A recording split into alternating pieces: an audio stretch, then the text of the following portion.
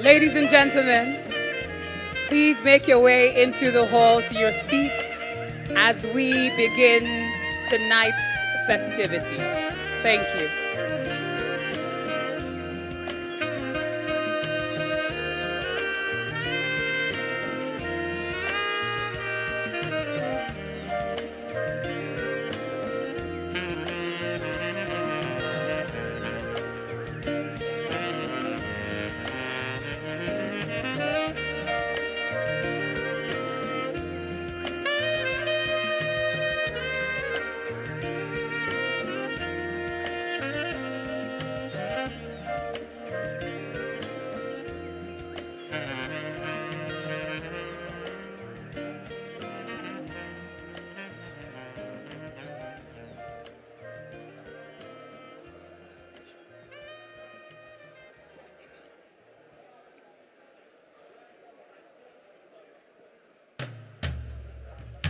Ladies and gentlemen, please make your way to your seats. We will have ample time for lots of networking, lots of conversations, lots of catch-ups too.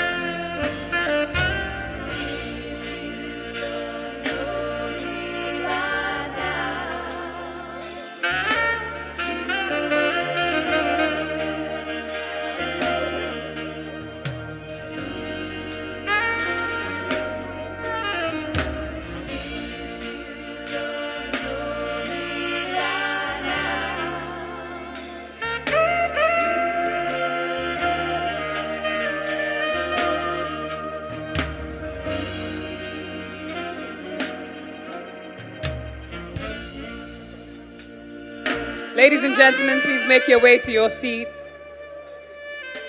As we begin the evening, please make your way to your seats.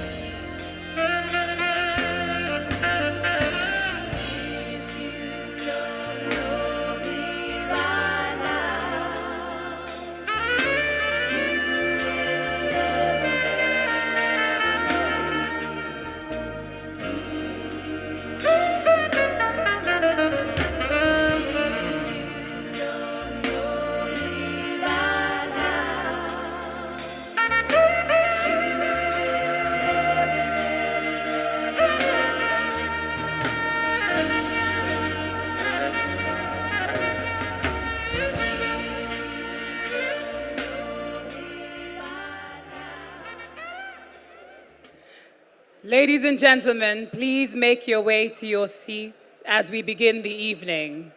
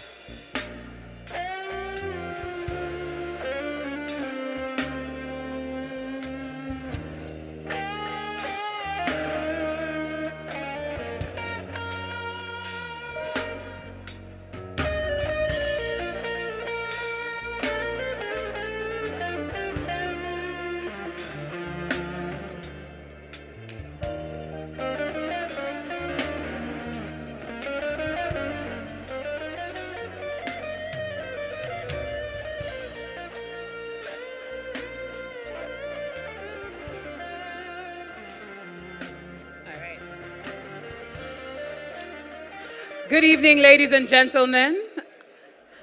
As we officially open tonight's festivities, we'd like you to rise for the national anthem.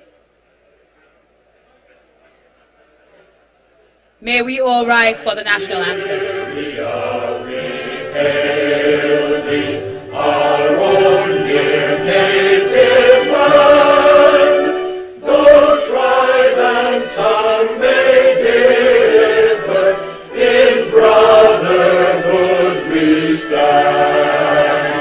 Nigerians home and proud to serve our sovereign motherland. Our flag shall be a symbol that truth and justice reign, in peace or battle honored, and this we count as gain. To hang on to our children a banner without stain. O God of all creation, grant this our one request. Help us to build a nation where no man is oppressed. And so with peace and plenty, Nigeria may be blessed. Thank you. Good evening and welcome to the Nigeria Summit 2025. For those who've been with us throughout the day, welcome back. Welcome back, hey? And if you're just joining us, welcome. Thank you for being here. Tonight is brought to you by City Productions and The Guardian Nigeria. The Nigeria Summit 2025 is about shaping the next 65 years of not just Nigeria, but also, consequently, our continent. Throughout the morning, we've had conversations, we've had discourse, we've had calls to action. We've talked about the business of energy, infrastructure, industrialization. We have had numerous conversations, numerous takeaways. We've talked about finance, the business of finance, technology, and the digital economy as well. Listened to lots of experts, listened to insights. It's been a magnificent morning, and the conversation still continues tonight. This really is around how do we as individuals, how do we as stakeholders decide the next 65 years of this country, decide our future. It's all about future forward.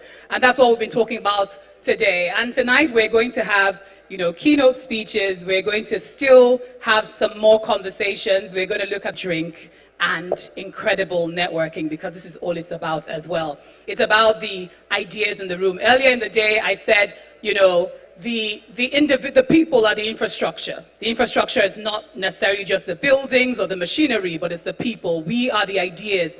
We are the machines that push everything forward, that push our country forward, that push our people forward, that push the technology forward. So we're very excited to have you as stakeholders here and have you as our esteemed guests with us here tonight. Thank you all for looking incredible and wonderful. Please give yourselves a round of applause. You can do better. We gave you canapes and wine and champagne. Come on, we can do better. Thank you. It's an honor being back, so I'll be here with you. Throughout the night. So yeah, just get used to my face. I would like to invite our two very special people, the people who made this happen, who've been making this happen as well.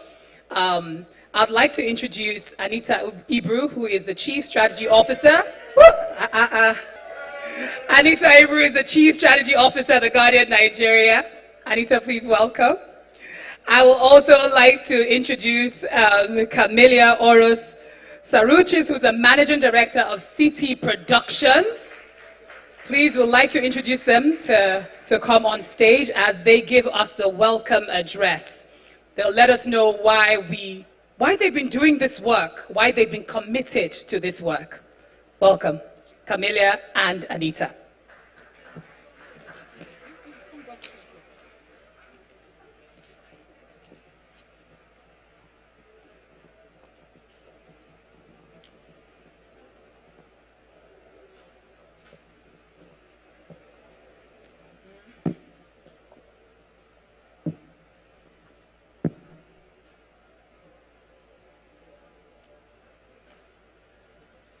Good evening, distinguished guests, partners and friends, guests of honor, and most especially to those who have flown in for this very special day. We are truly grateful for your support. We are also grateful to our sponsors. Thank you. On behalf of The Guardian Nigeria and CT Productions, it is truly an honor to welcome you to the Nigeria Summit 2025. 65 years ago, Nigeria declared its independence with a vision of unity and faith, peace and progress. Tonight, we stand here at the very hotel where that story of a new Nigeria began.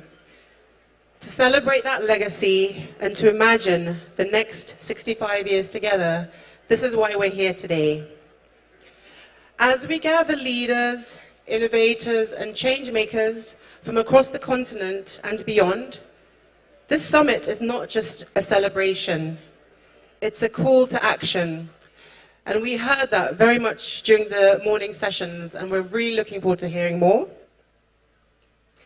It's a call to build, to collaborate, and to dream boldly for Nigeria and for Africa. As we often say, nothing meaningful ever happened without great ambition. And tonight, that ambition is shared by everyone in this room, I'm sure.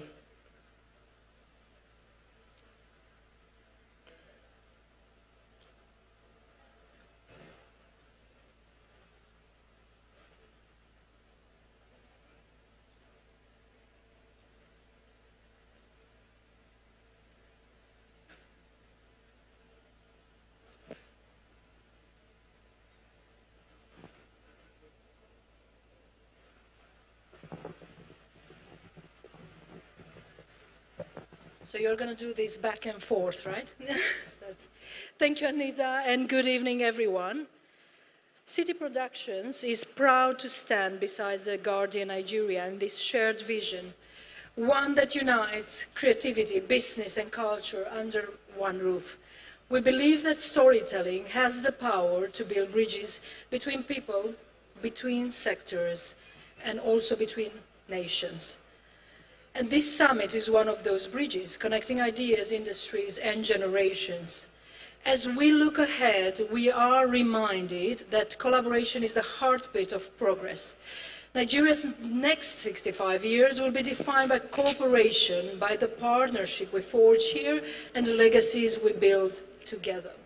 So tonight, let us celebrate not only how far we've come, but how far we will go together. Unity and faith, peace and progress, and a future written together. We continue, yeah? I need somebody to give. Do you have the mic? I do. I think, is it working? Can you hear me? Yes, it is. So, as we celebrate Nigeria at 65, it's important to reflect not only on our journey, but on the stories that continue to shape us. That's why I'm delighted to present Life magazine. Some of you will have copies in front of you, or maybe you got them when you were entering. I'd really urge you to read through that publication. So let me tell you about Life magazine. It's the Guardian's flagship lifestyle publication, which captures the people, places, and ideas defining today's Nigeria. Through its pages, we celebrate our nation's creativity, resilience, and the shared spirit that continues to move us forward. May I also take this opportunity tonight to mention some of our other titles that perhaps not everyone's so familiar with The Guardian, which are also reflected across the special publication. So for instance, we felt the need to create a space for those we classify as guardian angels. This special title was actually in fact launched by Dame Tessie Danassa herself, who's in this room, in this very space 6 years ago. So I'd like to welcome her, and I'm so grateful that she came back to us. I may add that Tessie had to take 4 flights to get to Nigeria. She cut an award ceremony in Italy short to be here. I'm really grateful. And she arrived this morning. Well done. And she's had interviews, and she's got a styled with a Nigerian outfit. I think, Tessie, you should stand up, because Yeah. I mean, she just embodies the spirit and energy of Nigeria and Nigerians and what people love about Nigeria. And that's why we're here tonight. So anyway, back to Guardian Angels. Guardian Angels is focused on advocacy, social impact, philanthropy, social entrepreneurship, and corporate social responsibility. Its purpose is to spotlight individuals, organizations, and companies who are making meaningful contributions to their communities and beyond, empowering and driving change. Then there's Guardian Woman, which actually, I think everyone ought to know this, was created by our CEO, Mr. Toke Alex Ibru, not by a woman, but by a man. And there's a lot to be said about that. He recognized the need for an editorial space which stands for the empowerment, visibility, and advancement of women, because women really do play a role in this economy.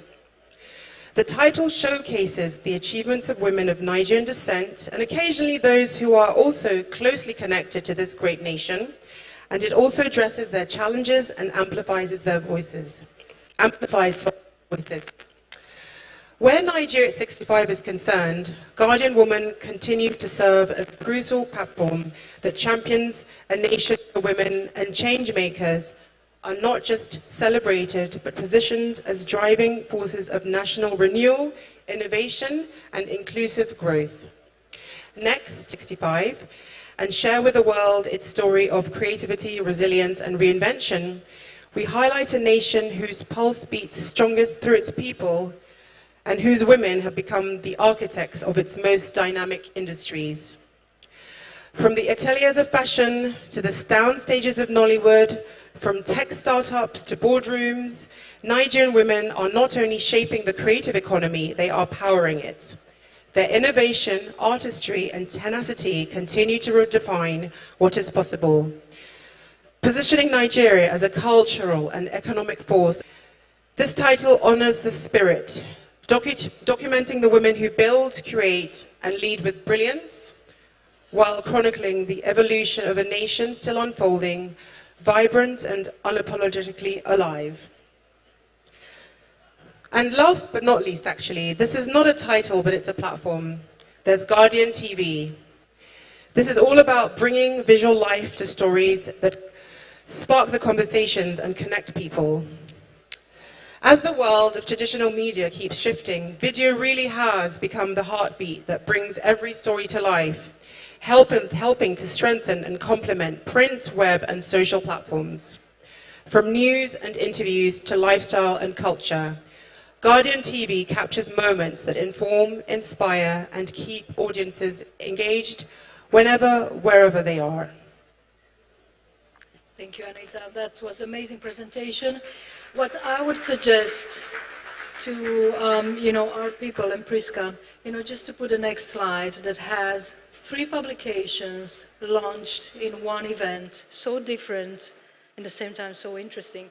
So I will thank my partner for this event, Anita, for everything that she has done. I think we've passed through hell and high water, just to reach here, and look at us. We have Life magazine with a QR code so you can access it immediately. Focus magazine, and The World Ahead 2025. So let me tell you a few things about Focus. Stand out. The green transition, Nigeria's bold pivots towards sustainability, climate finance, and green industrialization.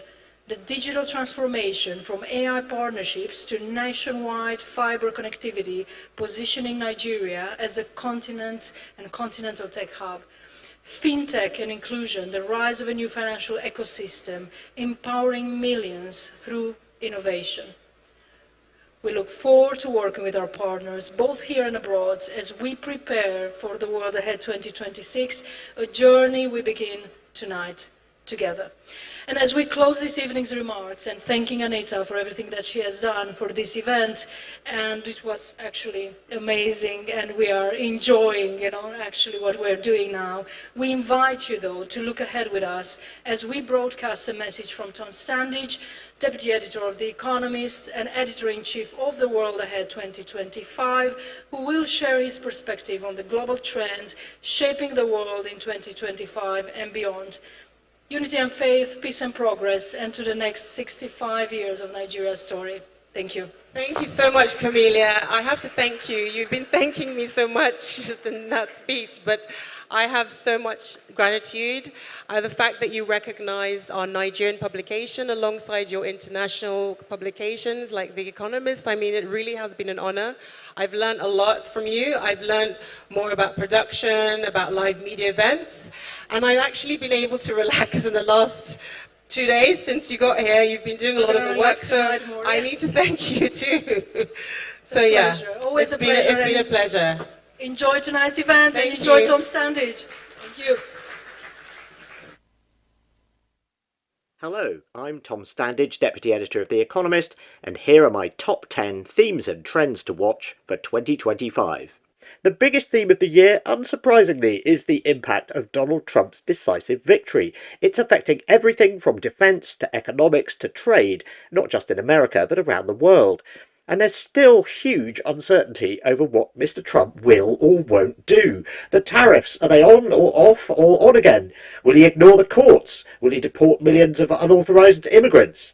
Donald Trump likes to keep everyone guessing because that keeps him in the news. He says a lot of things, so it's best to focus on what he does rather than what he says. China's economy is in a mess after the collapse of its property industry, so the government's plan is for China to export its way back to health. It's encouraged booming exports of solar panels, batteries and electric vehicles to offset the weakness of its domestic economy. Now, this is a mixed blessing for the world. On the one hand, many countries are worried about the impact on their domestic industries, which cannot compete with China's low prices. But on the other hand, cheap Chinese exports mean that clean tech is available at very low prices, and adoption of solar panels and grid storage have repeatedly outstripped forecasts. China itself is adding new solar and wind capacity at twice the rate of the rest of the world put together. Developing countries like Pakistan are adopting solar energy at an astonishing rate thanks to cheap Chinese tech. So that's good news, and we may get more good news later this year. We'll soon find out whether global greenhouse gas emissions have peaked. It all depends on the latest figures from China, and they were due at the end of 2024. China is the biggest emitter in the world, but many analysts think its emissions peaked in 2023 and fell in 2024. And if that's true, then global emissions may also have peaked. We'd still have to get to net zero, of course, but getting to peak emissions would mean we're on our way. Next up, economics. Inflation has been the main thing on policymakers' minds for the past few years, but advanced economies must now confront another challenge, reducing their deficits. The G7 countries are on average running a deficit of 6% of GDP, and this is unsustainable. To make matters worse, many countries also want to increase their defence spending, which will make budgets even harder to balance. We didn't hear much about this in last year's elections, but that's because you don't tend to win elections by promising to increase taxes and cut spending. But that's what many governments are now going to have to do. Austerity is back on the agenda. Next, technology. 2025 is shaping up to be a crunch year for AI. It's one of the biggest gambles in business history. About $1.5 trillion is being spent on data centers, chips and servers for artificial intelligence between 2024 and 2027. And yet, only 5% of American companies say they are using AI in production. Something doesn't add up. Who's going to pay to use all this expensive AI infrastructure? If you ask folks in the tech industry, they say, well, it takes time for technologies to catch on. The revenue will come along soon. But lately, people have been questioning the scale of this AI investment. DeepSeek, a Chinese startup, has made some AI models that are just as good as the best Western models, but were created at a tiny fraction of the cost. These Chinese models are also very cheap to run, undercutting the prices of Western AI firms. Now, this is bad news if you're OpenAI and you were hoping to charge lots of money for AI services. But for most companies, it's actually good news. It means AI is going to be cheaper than they thought and can be used in more places. So that brings us back to the question of what's really holding back AI adoption. And it turns out that if you ask workers rather than companies if they're using AI, you find something rather interesting. Although few companies say they're using AI, 1/3 of employees in America say they use it for work, and in some roles the figure is much higher. 78% of software engineers in America are using AI, and 75% of human resources managers.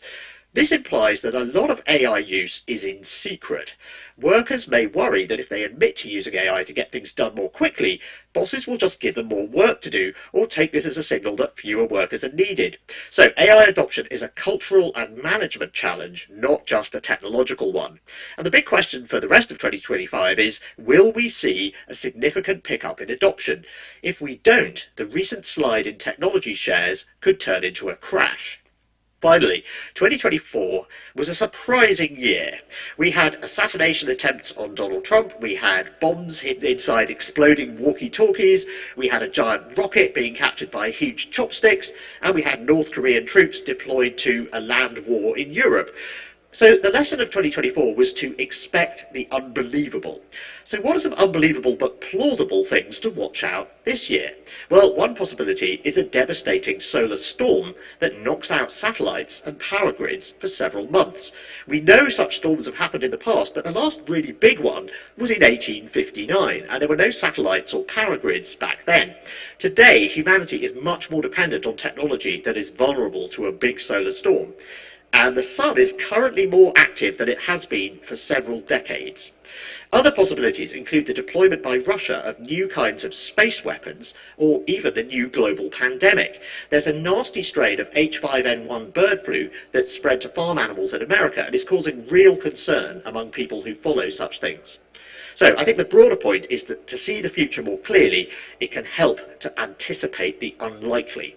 So I wish you the best of luck in navigating the coming year, whatever surprises it may bring. Thank you. If you've followed our World Ahead events in the past, you know that Tom usually holds no punches when he delivers his insights.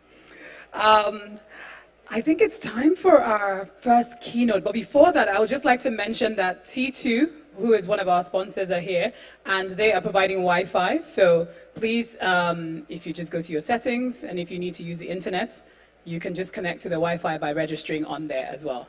Thank you so much.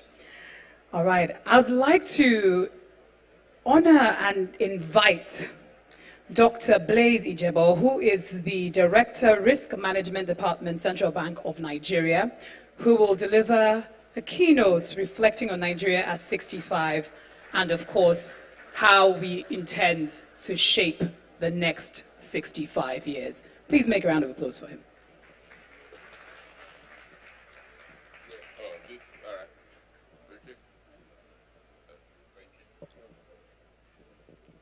Okay, good evening.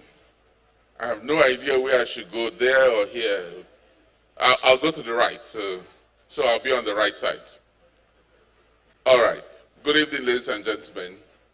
It's an honor to be in your midst this evening. They've asked me to speak about Nigeria 65, what will happen in the next 65 years. Permit me to say the next 65 years, almost all of us, apart from City's son, who is sitting over there, will be dead. So Like the economists say, in the long run, we'll all be dead. In 65 years, I don't expect that I will be around here much longer. But permit me to say a few things before I give my thoughts. First thing I want to say is that whatever I will be saying today is my thoughts. I'm obviously not going to be making any policy statements today. So if you hear anything that sounds like a policy statement, you didn't hear right. So it is not a policy statement, it is just my thoughts. So that's the first thing. So the second thing is I'm representing the governor of the central bank. Unfortunately, he's not able to be with us today. He has other commitments and he's asked me to come here and to speak to you. So I'll be speaking to you. Permit me also to stand on existing protocols. I didn't know if any was established, but whatever was established, permit me to stand on those protocols. I generally don't like standing on protocols established by others because I'm a risk manager. And I think the risk of standing on what somebody else has built is always very high because you tend to fall under the weight of their structure. Having said that, Nigeria is 65. And anybody in this room who is 65 years old will know that at 65, you have a lot of pains. Some pains that happen in the morning, some pains that happen at night, and some pains that happen during the afternoons. Life at 65 is characterized by pains. And as a country, we are also facing some pains. The good news is that we have come a long way from where we were 65 years ago. We have achieved a lot. I refuse to be part of those who think Nigeria has not achieved anything, or Nigeria is a failed state, or Nigeria is not doing well. I think we've missed a lot of opportunities. We could have been a lot further from where we want, closer to where we want to be than where we are today. But we have achieved a lot. And we must recognize the fact that we have achieved a lot because it's only on the back of what you've achieved over time that you can ride to achieve a lot more. If you think you are a failure, guess what? You will be a failure even in the future. So I believe that Nigeria is a success, and I believe that we will succeed in the future. So what gives me this positive thinking, this positive feeling? Very simple. I want to focus on the last 2 or 3 years because I think that's a good place to start. In the last 2 or 3 years, especially with the coming of the Tinubu administration, we have seen some things change that we thought would never change. And we need to celebrate those things. So what are they? For instance, one of the key things that I believe has changed, and I think we should celebrate more, is the simple thing that we now produce 1.68 million barrels of oil, of crude oil, per day. At a point in the history of Nigeria, we thought producing 1.1 million barrels of oil per day was the maximum we could ever do. But today, we are doing 1.68, which is much, much closer to the 2 million barrels per day that is our quota. And the fact that we have gotten this far says to me that we can even get further.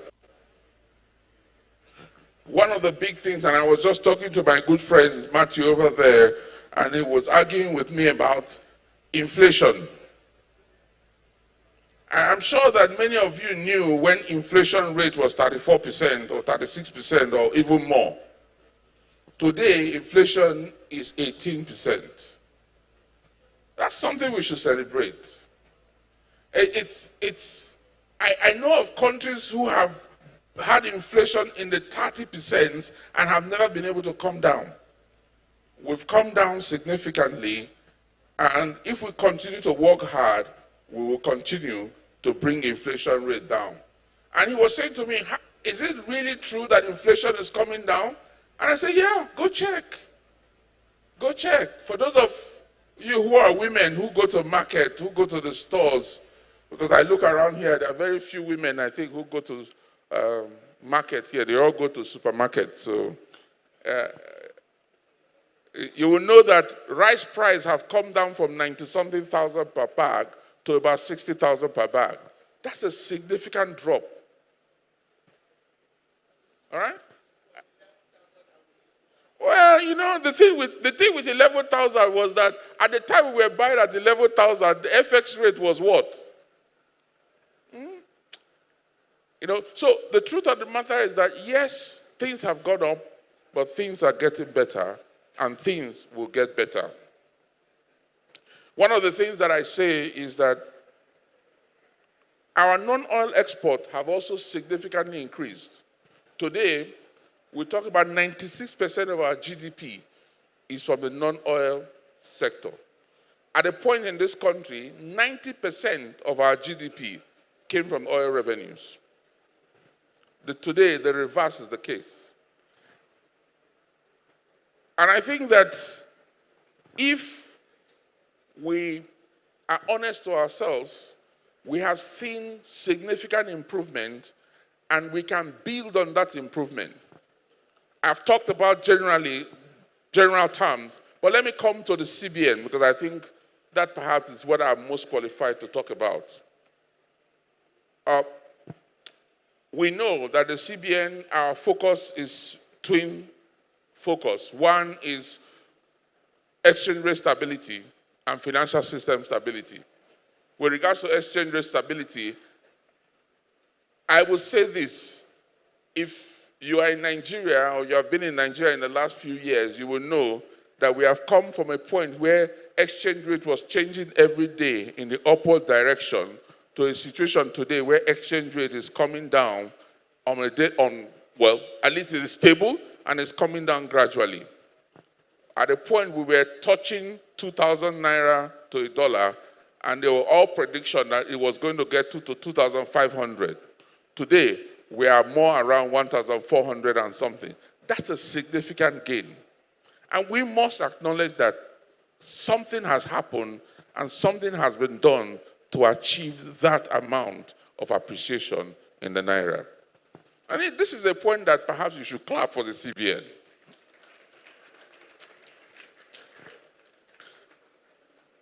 One of the things that we have also done and we have worked hard to do is to bring down inflation. Many people said when we came up with all the tightening and all of that, they said, look, you are wasting time. Tightening is not going to help the inflation. It's not going to make anything happen. But today, I can tell you that that tightening has achieved its objective of bringing down inflation. And don't only believe me, you can also listen to what the rating agencies are saying about Nigeria. Moody's increased our rating to B3. Fitch has increased our rating to B. These all point to one thing. They believe more, and they think that the reforms we are making is achieving its purpose.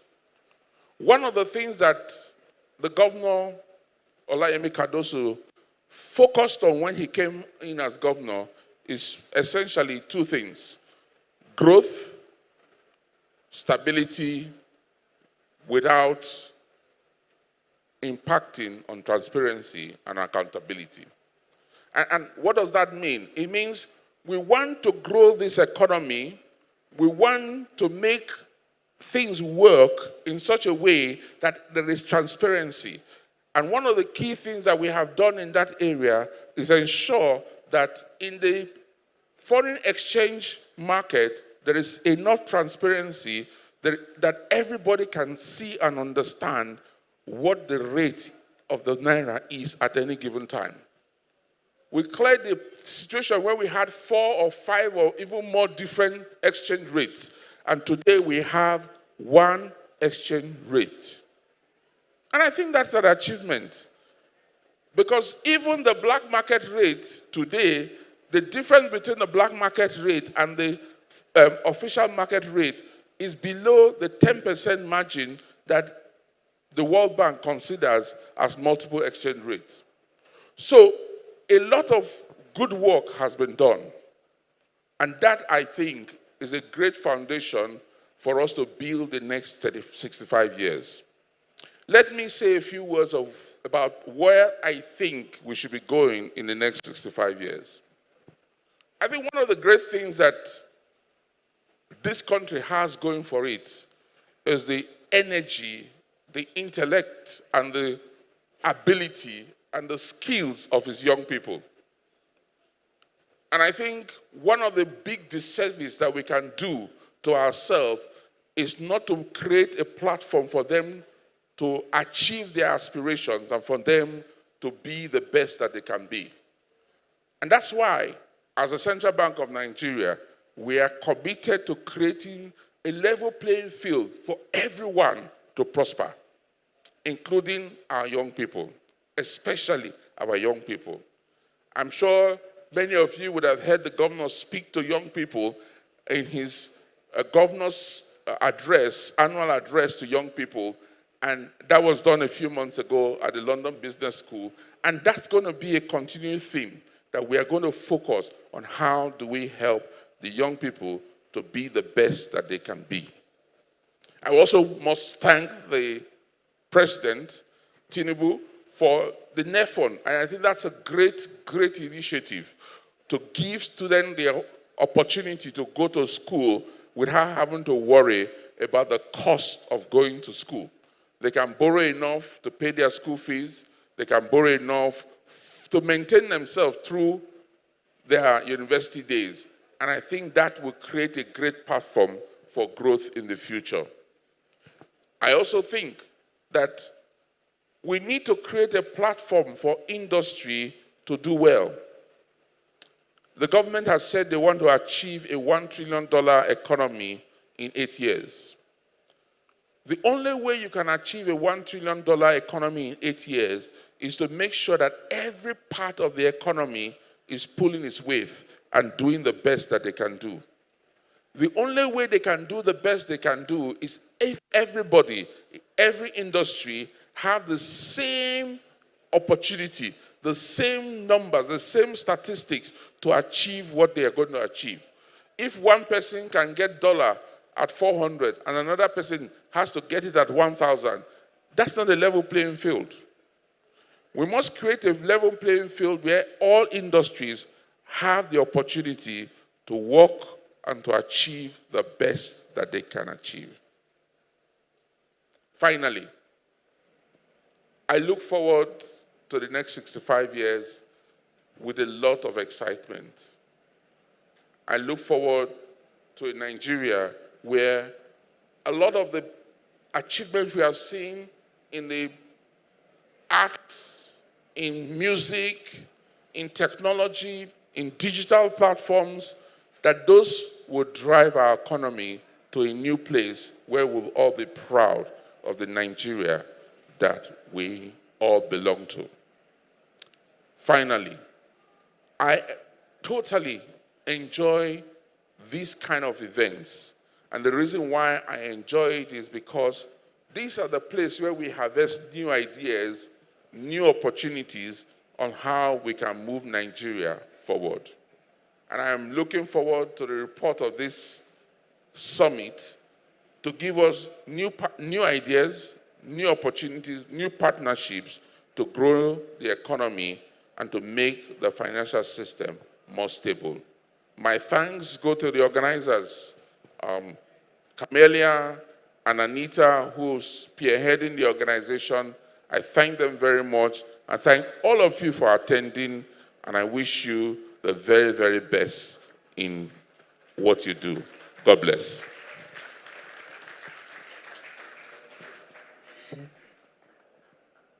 Thank you very much to Dr. Blaise Ijebo.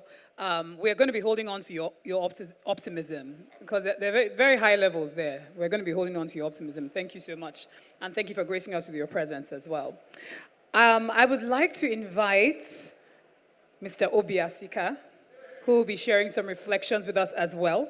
He is the DG of National Council for Arts and Culture, and a long-time friend of mine as well. So welcome, Mr. Obi Asika.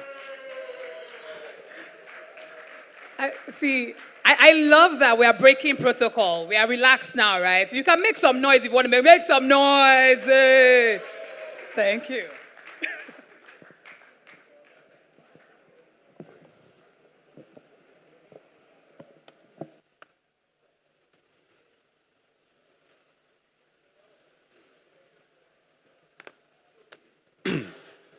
Good evening, everybody.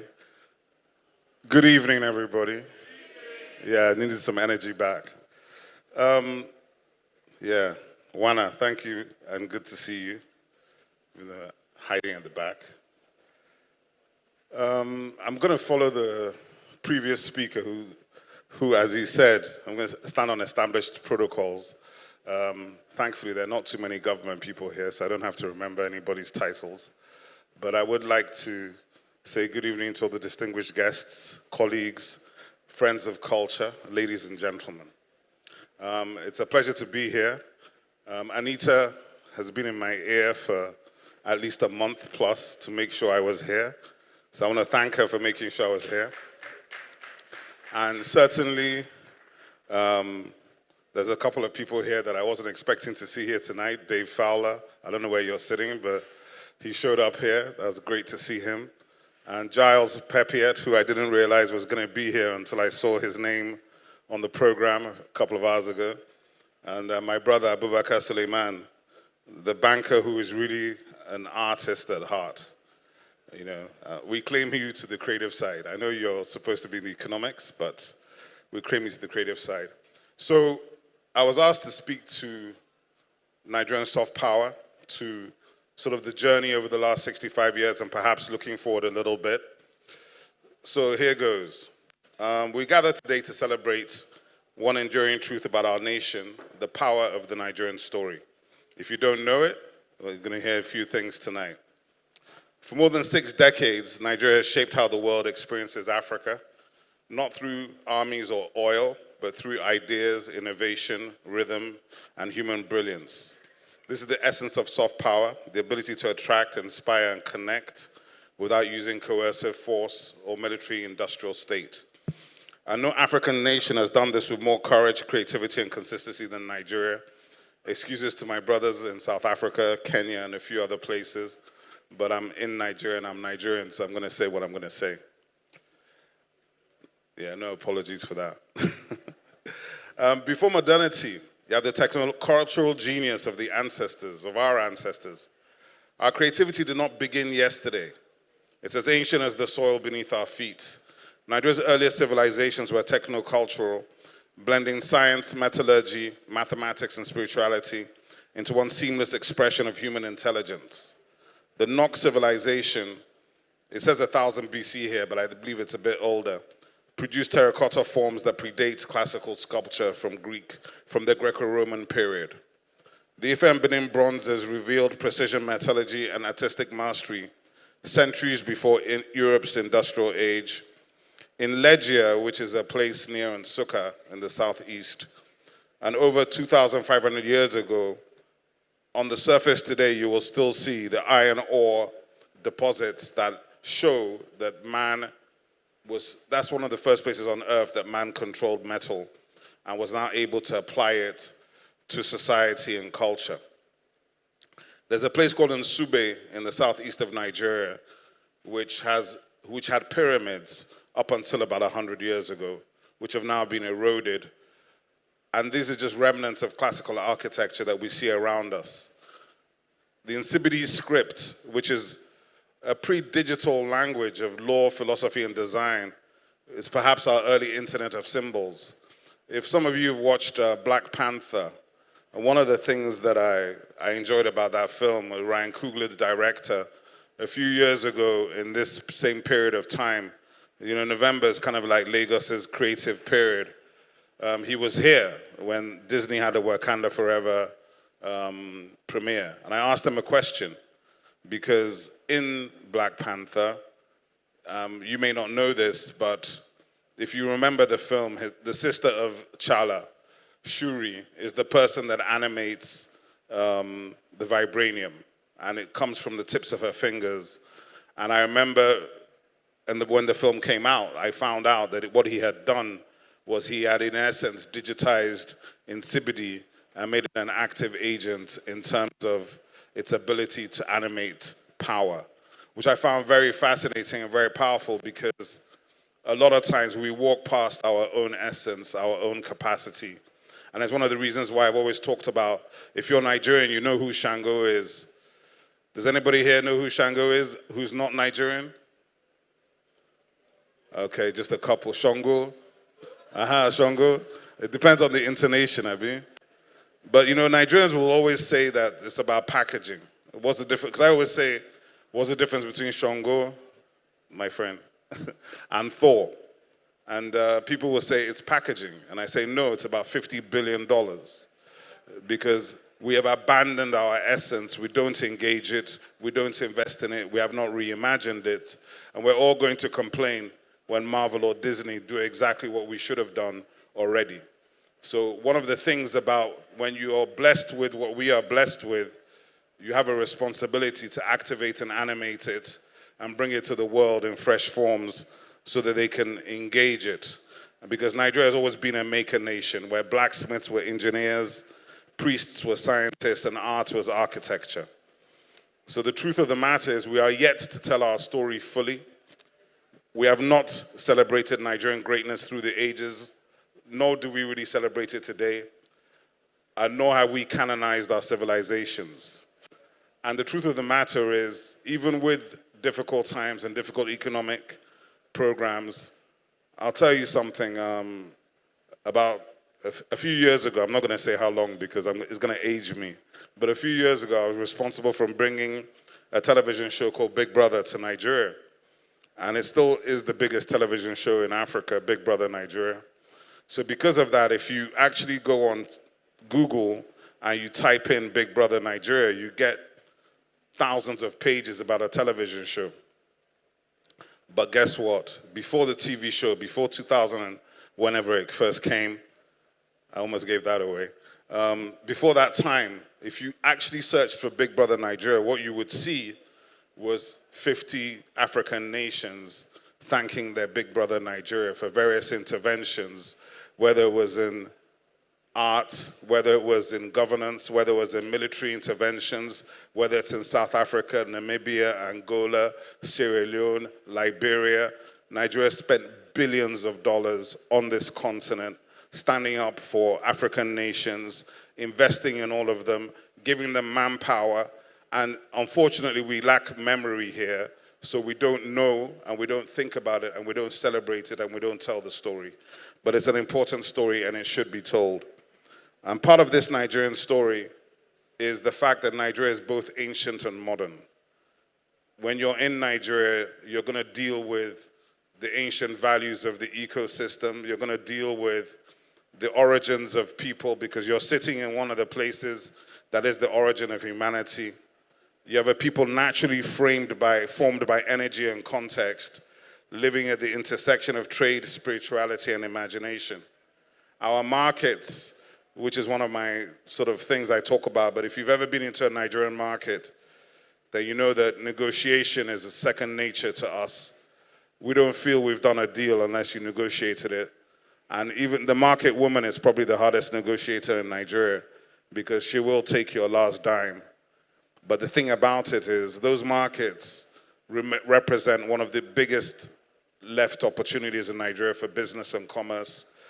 The Nigerian markets, from Computer Village in Lagos, Ladipo, Kano, Sabongari, Wuse, Onitsha, Ariaria. I'm just calling places that if you're Nigerian, you know where I'm talking about. But the thing about those markets is they represent about $50 billion a year in commerce. And guess what? All those markets are offline. If you were to look for any of those markets right now, you can't find any of the shops in any of the markets on your phone. If we look at digital economy, you would know that Anybody that takes offline business and brings it online increases it by 300 to 400%. So I would say that in the markets of Nigeria sits about $200–300 billion of unrealized value. And that's the same ecosystem that has the muscle to drive the Nigerian creative economy to where we want it to go. In terms of Nigeria, when we talk about where we're coming from, you know, the writers who are really, at the end of the day, in the creative industries, the written word is kind of the base of everything. I think it's about storytelling. And storytelling can happen in many different ways. It can happen with visual arts, it can happen with literature, poetry, music, fashion, design. But you can't talk about African storytelling without talking with Chuna Achebe and Things Fall Apart. And it says here, restore the dignity of the African voice. I'm not sure that we had any dignity to restore at the time. I think what happened was he broke through the prisms of what literature was supposed to be at the time that he released his debut novel.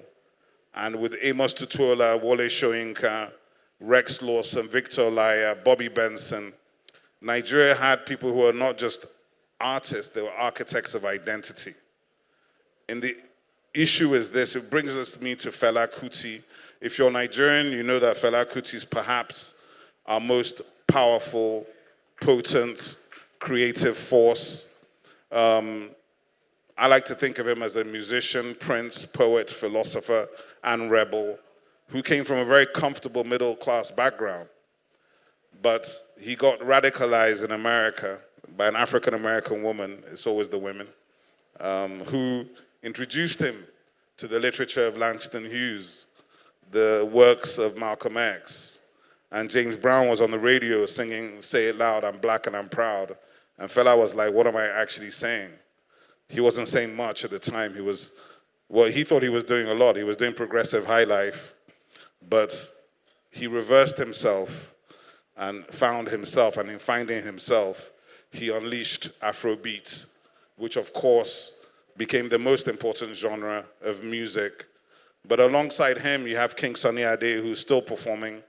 Somewhere tonight in Lagos or in Nigeria, he is performing. He's approaching 80. He does 7 to 8 hour sets. I guarantee you that nobody here can dance or move like him or has his energy.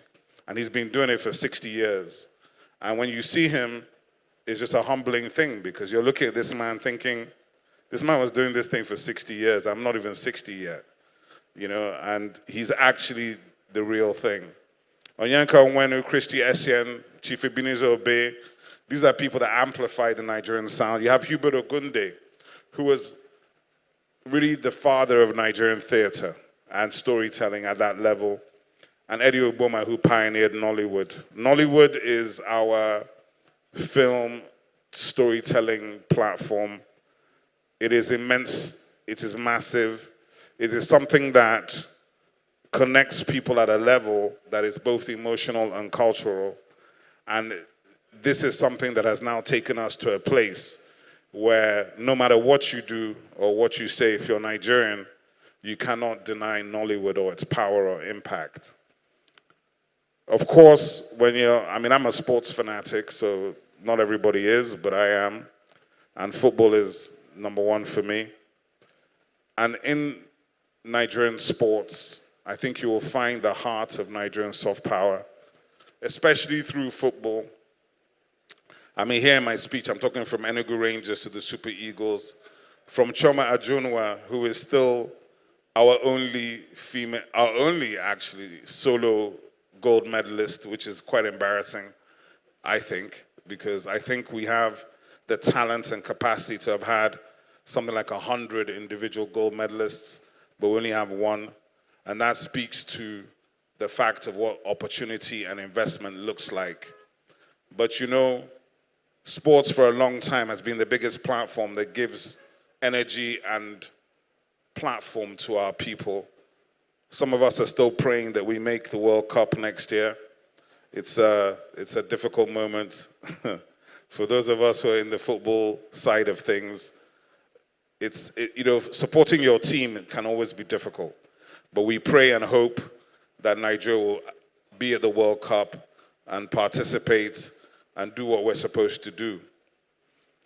with Nigerians, it's always important to remember that, you know, we have a soft power brand called Nigeria Everywhere, which is coming from the Ministry of Arts, Culture, Tourism, and the Creative Economy. And when they came up with it, I was like, that's kind of perfect because Nigerians are actually everywhere. Everywhere we go, we run into Nigerians doing something. And many of them have become symbols of brilliance and resilience, from Ben Okri and Chimamanda and Ngozi Adichie, to Dame Shirley Bassey, going back to the James Brown soundtracks, Chiwetel Ejiofor and David Oyelowo. And these are all actually out of the UK. So not talking about the other 200 countries where the Nigerians are impacting in medicine, law, business, and technology. And it goes way beyond the creative industries, which was actually my remit to discuss.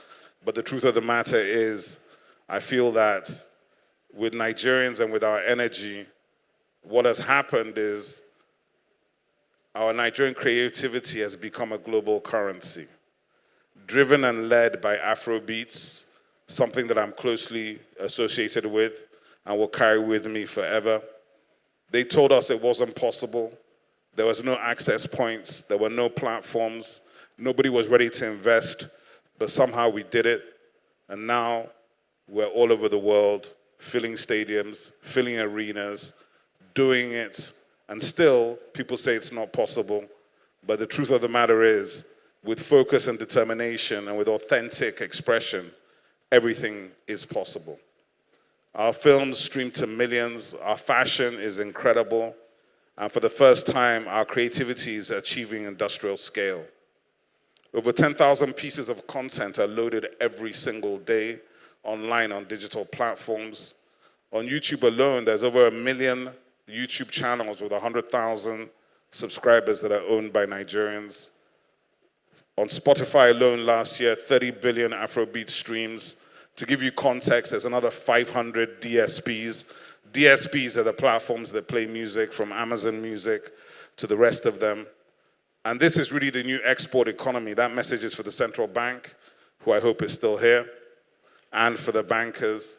The export window for Nigeria for film, music, fashion, and food is absolutely massive.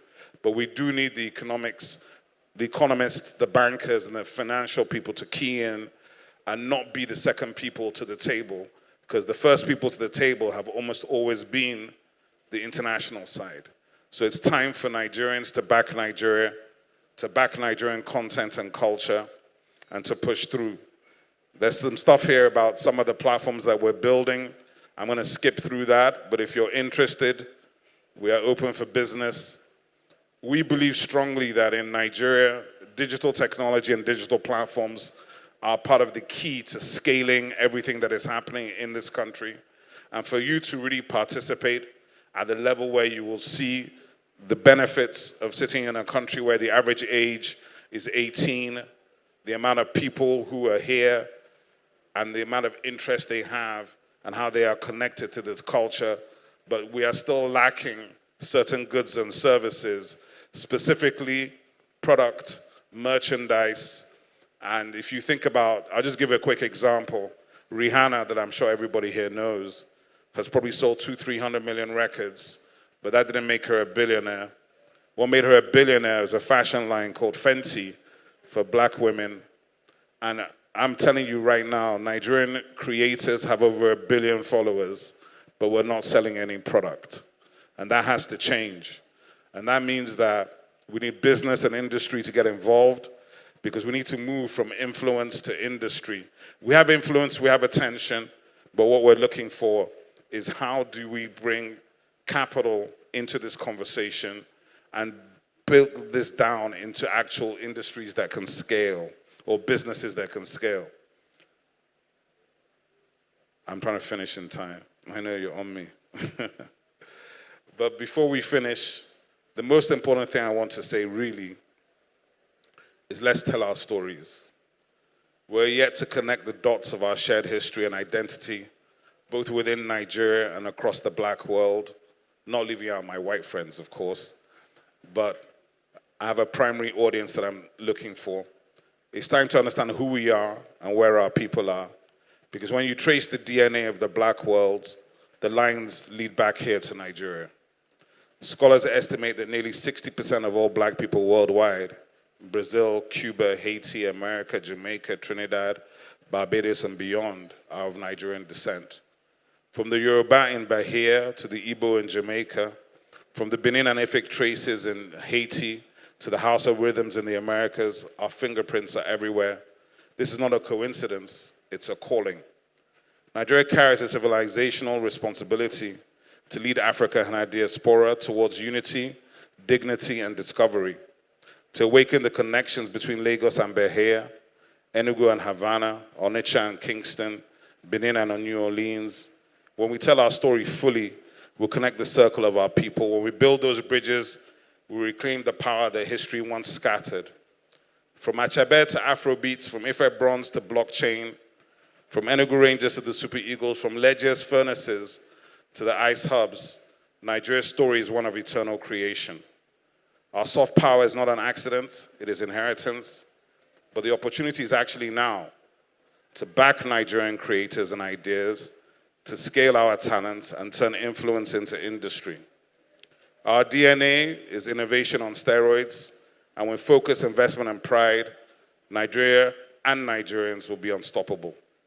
We must move from attention to enterprise, from influence to capital. The low-hanging fruit is ready. Products, merchandise, and experiences that turn global admiration into lasting economic growth. And as we do so, we have to carry the black world with us, because this is actually an ancestral connection. When Nigeria leads with the culture, the world tends to follow with respect, because Nigeria is not just a country, it is the root of a civilization. And the right time to tell our story, unite our people, and claim our destiny is now. Welcome to the party. Nigeria is ready. Thank you very much. Thank you. Ladies and gentlemen, thank you, Mr. Obi Asika, DG National Council for Art and Culture. You know, something that you said just is definitely going to be staying with me and staying with us, which is, you know, from influence to industry.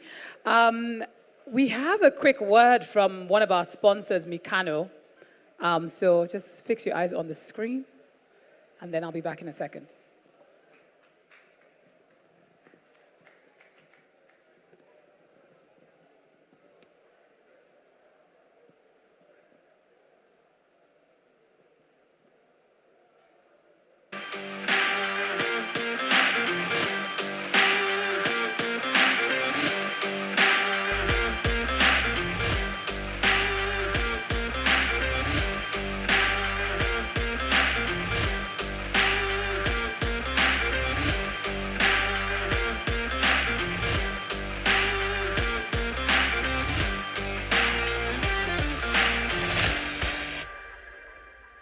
Thank you.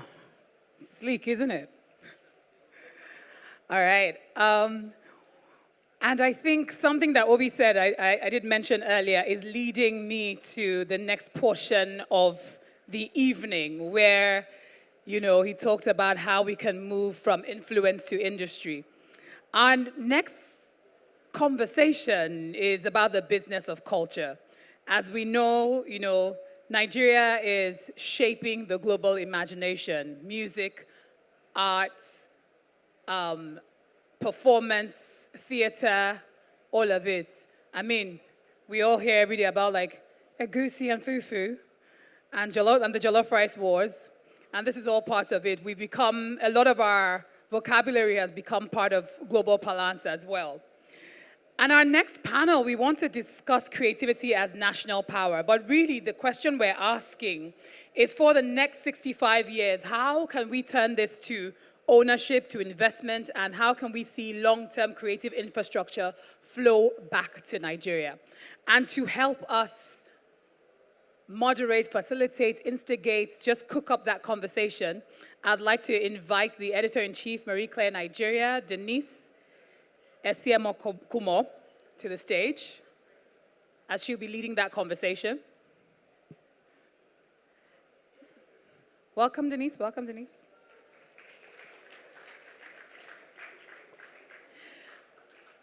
I will also like to invite our panelists. We have Giles Papiat, who is the Group Head of Fine Art at Bonhams. Welcome, Giles. We also have Richard Vedilago, who is a cultural entrepreneur and the brain house of Now House at Lagos at the Federal Palace Hotel. I'm feeling the vibe on that table, on those two tables there. It's like a rock star table going on. I'd also like to invite Abubakar Suleiman, who is the MD CEO of Sterling Bank. Thank you. So take it away.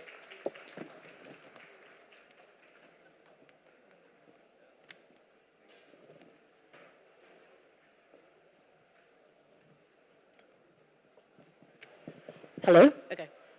All right, we're good. Hi, everyone. Good evening. Welcome to the panel session, Creativity as National Power. Of course, we've had a lot of conversations this evening about how important and pertinent our creative economy here is in Nigeria. It truly is a billion-dollar creative industry. We have lots of global culture, film, art, and fashion, and the most pertinent question remains, how can we shift this from just a cultural sensation to actual industry? So that's what we're here for. And at the end of this discussion, I want to challenge everyone in this room to think of the Nigerian creative industry not just as something that contributes to global cultural dominance, but is a thriving, living, breathing economic machine in and of itself. So happy to have you all here. So my first question is for you, Giles. You've seen the trajectory of African art on the global stage. From your vantage point at Bonhams, how do you think Nigeria can better translate its creative acclaim into long-term economic ownership? You have to. Go. Hello, yes.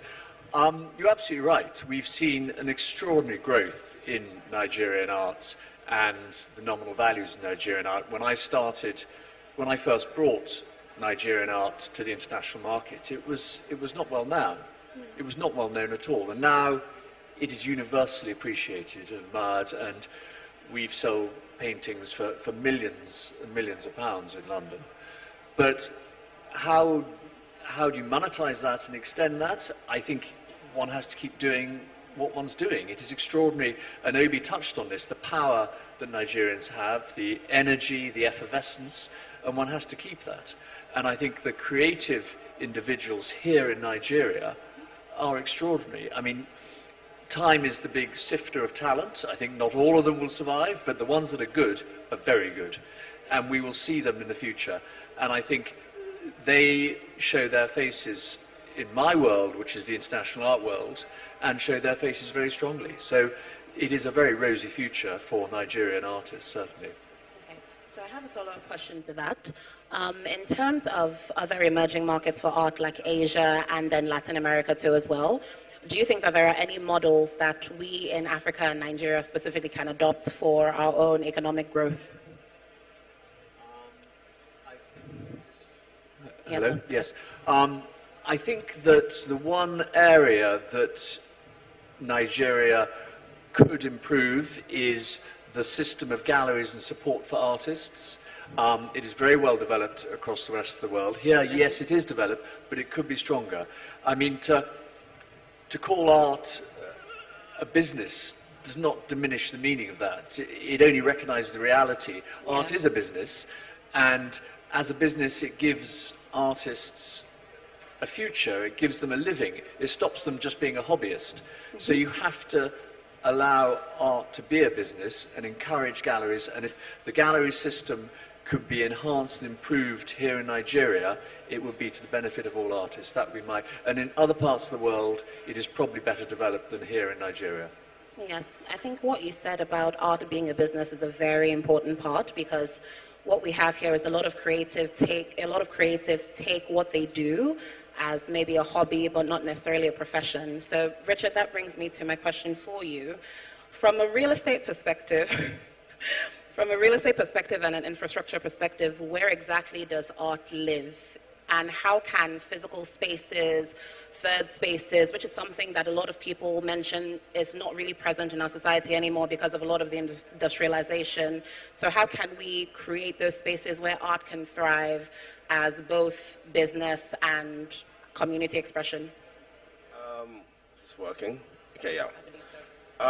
Look, I think any space is, especially when you're thinking about it in a cultural sense, is a space for independent thinking. And I think that can happen as long as there are four walls around you. I think the idea now of actually how do we reimagine that is by actually doing more, actually going about and actually understanding the facets of what it means to create community, to create dialogue. I think people sort of understand art in various different forms, whether it's music, whether it's art, whether it's fashion. But the most important thing is that it creates conversation, it creates dialogue. And I think we need to empower spaces that allow people to feel more comfortable, to have dialogue, to feel more empowered, and to feel that they can actually have a voice and a conversation with each other. And I think that that's where we need to sort of put our attention. Any space is a cultural space, as long as people are talking culture in that space. And I think we need to kind of like get more people to understand that and want to participate in what that means. It means a space where if your core interest is to be creative and to push together a narrative or a point of view, then you've created a cultural space. And I think we kind of have to take ownership of that. Shops, creating experiences, creating conversations that are unified to their point of view and allow for individuals to actually come out and flourish. And I think that's what I've always tried to do with all the spaces that we've had, whether it's a Na House or whether it's a Windsor Gallery. It's just create spaces where people feel comfortable and people want to engage in conversation. How we go about presenting art as a viable business is one thing, and again, creating the engagement and interest that people might have because they want to be part of that sort of, whether it's contemporary or whether it's art or whether it's fashion. But I think that juxtapositioning of actually creating spaces where people can actually feel empowered is the key catalyst to getting people to want to spend money, to want to engage with, and want to actually discover new spaces. Yeah, thank you so much. That was a very robust answer. Quite enjoyed. Quite enjoyed that. But of course, to build all these spaces, there's one thing on everyone's mind: money. Yes, of course, we all need money. So I'm coming to you, Abubakar. I'm sure you can tell. So Sterling Bank has been quite vocal over the years about financing innovation, sustainability, and all its other various cultural projects. But I would like to know what models are particularly available for people in the creative space who have everything figured out except for the finances. Well, you said have everything figured out except for the finances. What else have you figured out? I mean, on a serious note, if you haven't figured out the finance, I don't think you haven't figured it out. Right. So the problem, when we see the problem, it's that the information in the market or in the information from the sector that should lead to financing is unavailable. The most trusted information is the marketplace. So most of the sectors we finance, it's very easy to determine price, to determine who the buyers are. There is significant liquidity, means there are multiple buyers. There's some level of predictability. Art is the exact opposite. Up until maybe 4 or 5 years ago, you've got to be in the inner circle to know what is actually going on. There was literally no coverage in the media. Where there was coverage, it wasn't from the perspective of what could scale. It was the emotion, the memories. So what we followed the art for was the enjoyment of the art. Nobody really cared about how the artist survived. So the first challenge is how do we make sure we create a connection between the artist and the marketplace? And that starts with figuring out which market are you selling to, because it starts with, if you don't know the market you're selling to, then you're not presenting your work in a way that will get to that market and they'll understand it. The second challenge is how do we then make sure that the language of the artist at some level can be translated for financiers, because we don't understand it. I had a meeting earlier this morning with a team that presented to me 4 artists that were going to perform in December, for 30 December. The cheapest was going to cost them $700,000 and the most expensive was over $2 million. That's serious. And I had no idea what they were talking about because I don't know exactly where the $2 million is going to come back from. And it doesn't mean it doesn't come back. We just don't speak the language of the creative space. So there is need for us to have these kind of conversations with open mind, where we try to express why it is so difficult for banking or for banks to finance art, and then we try to understand how we can help them. If you ask me today, the most important thing we can do is to create a fund that is not banking fund, that is not regulated fund, that is dedicated to the art, but to make sure that it's done in a very transparent way so that the fund trades and people can see how it performs. It takes that kind of information to then bring in both investors, which is the first layer of funding that must come into the art, but also to then bring in debt financing. Debt is the most difficult because the volatility in the price of art, for instance, I can't tell you if it's worth $1 million or 100,000, but he can tell you. So a bank is not going to put money there because when it's worth $1 million, the artist or the collector gets the profit. When it's worth $10,000, I lose the money, right? So there is a need for a common language where artists and financiers can connect and collectively they can approach the market. Thank you so much. Richard, you look like you have some thoughts on this whole situation. I'd love to hear them. Yeah, look, I think the language that banks want to really hear at the end of the day is de-risk, right? It's how to de-risk your sort of exposure with any kind of, whether it's someone approaching a bank with a business plan or an idea. The bank wants to be de-risked. They're using not their money, they're using other people's money to invest in your business. So there is also a fiduciary responsibility that the banks have, not just to say, the creative space is the new hot buzzword. We have to create products for that. I mean, one of the things that we're doing with Windsor Gallery is that we're building out galleries all across the continent to give market entrenchment and give the opportunity to have multiple buyers in multiple markets. With that, then we'll come and have a conversation with the guys at Sterling Bank and say, you know what, let's produce a product that allows you to loan against certain artists who are specifically sought after. It's a supply and demand. Again, because we have galleries in 20 different countries in the African continent, they're going to feel safer to loan against because they know that if tomorrow somebody doesn't pay back, we have access to liquidate their asset because it's an asset class now. Yeah. That's the kind of conversations banks want to have. Today, it's very easy to say that banks will just pay you or give you money based on your creative talents. That doesn't work. It's about structure. Yeah. It's about also understanding and putting together the funnels to allow for a supply and demand model to come into place and more African buyers to start buying art, which creates the supply and demand model that we're all looking for. It's a vicious cycle, unfortunately, but it is what it is. We can't say that we on the continent are not consuming enough. Obi just talked about that actively. Yeah. We're not consuming our own products at this moment in time. That's because we don't understand it, because we undervalue it to a certain degree, because we believe that a guy who's creating beautiful gowns, I can go to my tailor down the road and pay half the price for it because the value derivative system's not in place. But we're getting there.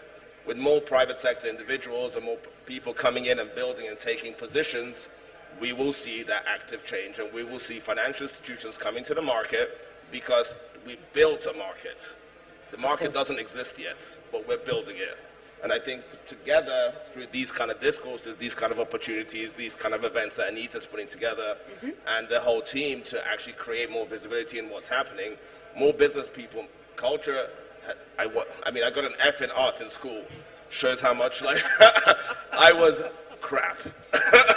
Really crap at art. I can imagine. But, I managed to excel in one way or the other in business and in then understanding what I want to build for spaces that I want to feel comfortable in. And so by default, we are taking one step at a time. We're building foundation, we're building blocks to one day be able to then build an active market that everybody can participate in. But it doesn't happen overnight. And I don't think sometimes it's just like, why isn't government doing more? Or why isn't financial institutions doing more? We, as active participants, need to do a bit more. Thank you so much for that. You actually touched on a point which is leading me to my next question. Giles, this is for you. So basically, it's all about how we have this phenomenon of where people are really brilliant creatives. They're here on the continent. No one knows anything about them. And then, they go abroad. And then all of a sudden, they're this very big, very massive cultural export. And then, of course, we haven't been able to keep any of that in the continent. So now Nigeria, Africa has lost this very big contributor to, the creative economy and its creative power. So my question to you is, what can we do to make sure that we keep African creatives, even if they have a global worldview, participants, basically, of the creative economy here in Africa? I think, I mean, when you say you've lost them, you haven't lost them. They're out there, be it in the West Coast of America, wherever their studio is, and I'm talking here about artists. They're working, they'll be Nigerians, they'll be Africans, and the benefit is still coming home reputationally. I think it is difficult because artists, as I've said before, they have to eat to live. They have to have a business. And if an artist can sell works for £150,000 a painting by going to work in Los Angeles, well, why shouldn't they? It is a business. As I've said before, one has to realize art is a business. So I don't think you see these wonderful artists, as I say, working out there. I would also say some are coming back. I look at, for example, the artist Kehinde Wiley. Now, he is now based in Ghana, in Accra, and he has come back. The Year of the Return was a great thing for Ghana and brought an awful lot of creatives back there. And there are a lot of artists still working here in Nigeria. But you're right, a lot have left for essentially the glory and perhaps the pecuniary rewards they can get abroad, and that is understandable. As I've said, I'm a great believer in not thinking that art as a business is a bad thing to say. I think it has to be a business. People have to live. And why should, and if you look at what's happening here this week in Lagos, you've got ArtX, you've got an awful lot of tourists, people coming into Lagos, coming into Nigeria. Why? Because of art. So it is a great wealth generator, and I think that is important. I think so too. Thank you so much for that answer. So Suleiman, my next question is for you. So you work very closely, in finance with the government. So there are a lot of private sector, but as well public sector policies that can help create artists, protect them, protect their IPs and the rest of them. So do you think from the existing framework that we have currently in Nigeria, do you think that there's anything missing? And how can we potentially bridge that gap to further protect artists over the next 65 years, basically? Hello? Okay. So let me dial back a little bit on something we said earlier about de-risking art. I don't think we're asking, or we should be asking the artist or the business people in the art world to de-risk it for us. What we should be asking for is to fill in the gaps. There's a lot of information gap that means that I cannot apply any banking model to art. So I need to work with them to understand it, to fill in the gap. I need to keep information, I need a storytelling, which then takes me to what could be doing in terms of framework. And this is not necessarily for art alone, this is for other creative work that we do. How do we use technology to be able to identify the work that is being created, to be able to assign ownership to that work, and to be able to make that work transferable? In other words, how do we move from just digitizing some of the physical work itself to tokenizing the ownership? And this is important because of the weak judicial framework around which we operate. If I know, for instance, that I could invest $100 in a fraction of a work that's worth $100,000, what you're doing is you're moving from digitizing to tokenizing, and from tokenization, you are now financializing. What it means is, I was looking at Obi Asika's cap. That's a unique piece of work. If he had that tokenized and the ownership resides on whoever holds the token, we could trade it right now. And he is just a custodian, he can continue to wear the cap, but I own the right to that piece of work. I think we need to think like that. Nigeria and Africa has done well by leapfrogging. We cannot attempt to replicate the world that's gone, 100 years of the way art and creative work has been treated. But with the power of blockchain, we can tokenize the title. What it does is, first and foremost, the right of the artist is protected. Because the moment it's created and is assigned to the artist and there's a framework for it. Secondly, it becomes a financial instrument that you could literally borrow against the work that you own that you don't even want to sell, because that right, you can put a lien on it and you get access to money. But most importantly, because it's tokenized, you've globalized it. Anyone, anywhere can buy a piece of work that you've put on a chain and someone can pay for it, and then you can have it delivered. Now, does the infrastructure for this exist? Do we have the regulation for it? The answer is there is enough for us to start. The rest of it will be figured out as we start to get into the marketplace. But it takes someone with the courage and with the resources to start to create that space, and then we can run with it. Thank you very much. Richard, I would love to hear your thoughts too as well, because I saw you I saw the gears going. I'd love to hear your thoughts on that too. Art is working.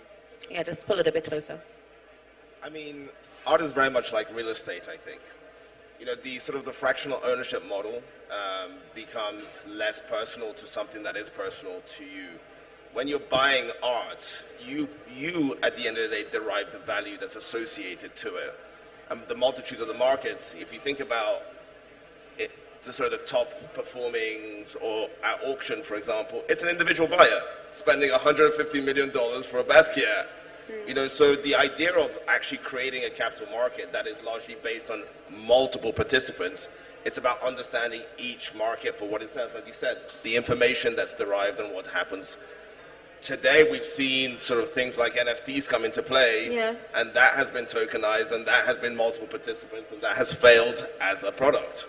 Not every product, because of the way that we sometimes think about it. I mean, art is one of the oldest selling products that we've seen in time. It goes all the way back to, you know, the Da Vinci's, who are, you know, it's a model that's worked consistently over centuries. It's not us today that's going to change that model. It's us today that's going to adapt our model to our reality. And of course, Nigeria's reality is that the financial institutions and the structures that we have historically haven't allowed us, even like if you think about the real estate market, it is a cash-based market majority. You try and get a loan today from a bank at 22%. It's not going to be in your favor, but the infrastructures that the banks allow and build and work with government to create capital, to build more roads, to allow for better property prices to go up and new developments, that's where we're looking at infrastructure. Infrastructure to then get more people to understand art, because if the banks now start coming in and start underwriting it, it will allow other people to understand value. From that, then you get insurers coming in, because of course where the banks go, the insurers goes, then you get a double valuation on a product that never really existed. Even if it's one guy, it's just going to allow us to shift our perspective of what value is. And I think that's really where I think the conversation needs to be had. How are we creating a better platform for people to understand value to this product? Thank you. So I've just been given a signal by the moderator that we need to wrap up. Yes, but of course, there's a purpose to this conversation, and we want to not only secure Nigeria's creative future, but we want to look into, you know, what the next 65 years could be. And we're all stakeholders of that conversation, because we all have our own individual networks and the people that we work with and can further inspire, even if we might not be here to see those changes. So I have one final question for each of you. What is one very particular mindset shift that we can all have towards our creative industry that can really help make the difference going forward? Giles, I think we can begin with you. I think that the mindset shift that would change things for a lot of artists, I suppose, to be honest, is to stop, though it's a business, is to stop chasing the market. So when artists start chasing the market and trying to produce work for the market, it nearly always ends in disaster. And in my career, the one thing I've learnt, and I've always told myself, is when you're looking at a painting and you're speaking to an artist, be honest. Don't even tell white lies. Be completely honest, and it will stand you in good stead, because if you sugarcoat it, and if someone is producing something that is, you can see has been produced purely for the market and for sale, it will normally end in disaster. So I think the big mindset shift, I would say, is do not look at the market, look at what you're doing. Concentrate on what you're doing, because if you do that, you will be rewarded. Thank you so much. Richard, can we have you, please? Yeah, look, I think the ownership is stop waiting for anybody to do what you can do yourself. I think the ultimate truth is that if you want to build out something, you can build it. It's going to take sweat, tears, and a lot of ups and downs. But if you're I mean, I think my favorite saying is success is going from failure to failure without loss of enthusiasm. It is really about keeping it moving and just ensuring that you're part of the market. Just keep it moving. Thank you so much. Abubakar, can we have you, please? For me, I want us to think beyond creativity as a gift and start to see the creative industry as a profession. Yes, the gift is necessary and is a foundation for it, but unless we start to think about it as a profession, which means we have to train people to know how to relate with all the other stakeholders in their business, they're going to always be at the mercy of some middlemen who are not interested in the artist. Thank you so much. I'm personally very excited for the next 65 years of our creative economy. And just to wrap up what we've all discussed here, if there's anything that you will take away from this panel discussion, I want you to remember that your creativity and your art is not just something that you can do, but it is a viable business that can be supported by the right institutions, by the right people, and by the right networks. So please keep creating, keep fostering our precious, precious creative economy. And I guess we'll see you in the next 65 years, God willing. Thank you very much. A big round of applause to Denise for handling such a wonderful conversation. Thank you to our panelists, Giles, Richard, and Abubakar Suleiman. Thank you so much. Sorry, if you could just stay on the stage for 1 second. We need to take a quick photograph. Thank you very much.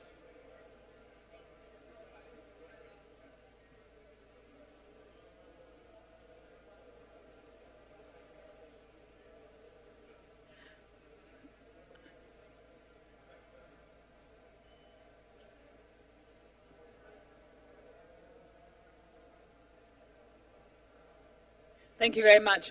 We're going to try to make the rest of the night as swift as possible because we know that you're hungry and you definitely want to hang out and do other fun stuff as well tonight. All right. Can we hear very quickly from our sponsors, Mikano, and we'll be right back.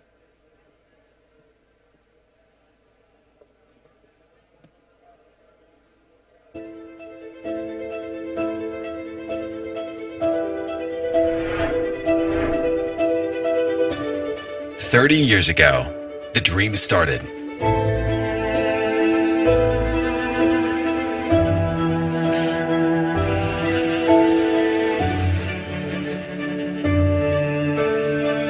Today, we represent a symbol of success.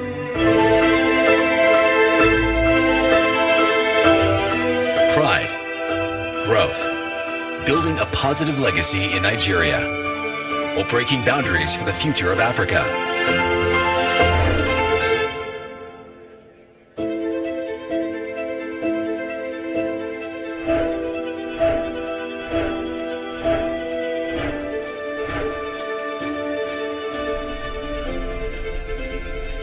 We are Mikano International. Welcome back. We move on to the business of the future, payments, prosperity, and the next 65 years. We're looking at financial inclusion as the engine of Africa's growth. I'd like to invite Daniel Nielsen, who is the international editor for The Guardian Nigeria, who will be having a quick fireside chat with Mr. Olushola Olakomi, who is the Vice President, Account Management, West Africa at MasterCard.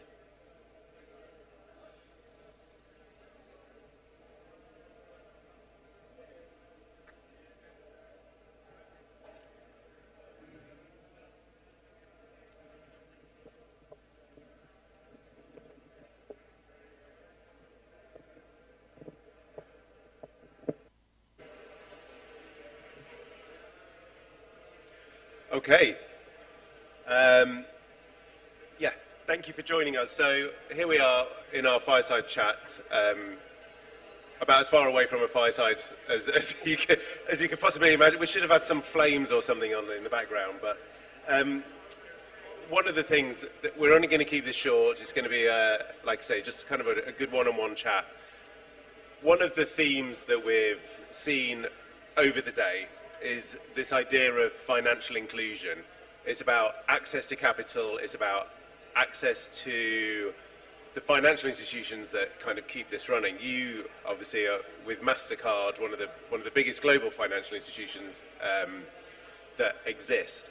But I guess one of the first questions really is, how do you make sure that financial inclusion, that the big institutions can access it, but also the people on the ground, the people who Obi mentioned, the markets, like what did MasterCard put in place that includes people? Thank you very much for that question.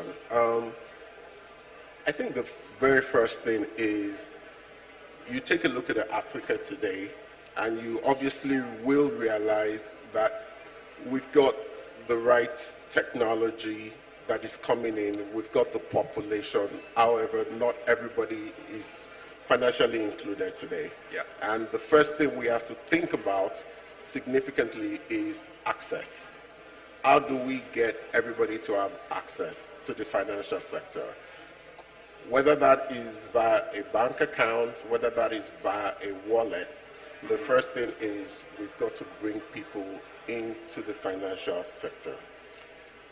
Now, further to that, you then realize it's not just about having access alone. What do you then do with the access? Sure. They have needs today, and the various conversations we've had this evening has focused a lot on a number of the needs that many of these consumers have. What we then need to do is to collaborate, to make sure that we're innovating, but innovating in a very relevant manner. Right. Not that we're just importing technology and throwing it out there at people, but we're looking at what are the pain points, what are the peculiar challenges in Africa that we've got today in this market or in specific sectors of the economy. Sure. Collaborating with local entities that have got the right market insights, that have got that level of solution, and then partnering with the global institutions like MasterCard to deliver the right solutions. The next thing we then need to think about is also the entrepreneurs. The entrepreneurs are the backbone of the African economy. Mm-hmm. Now, we need to make sure, because in a place like Nigeria, almost 90% of businesses are entrepreneurs. Yeah. To really get to the last mile, we talked about the artists, we talked about the people in the creatives, but we've also mentioned in the course of this evening, we talked about open markets that have no online representation.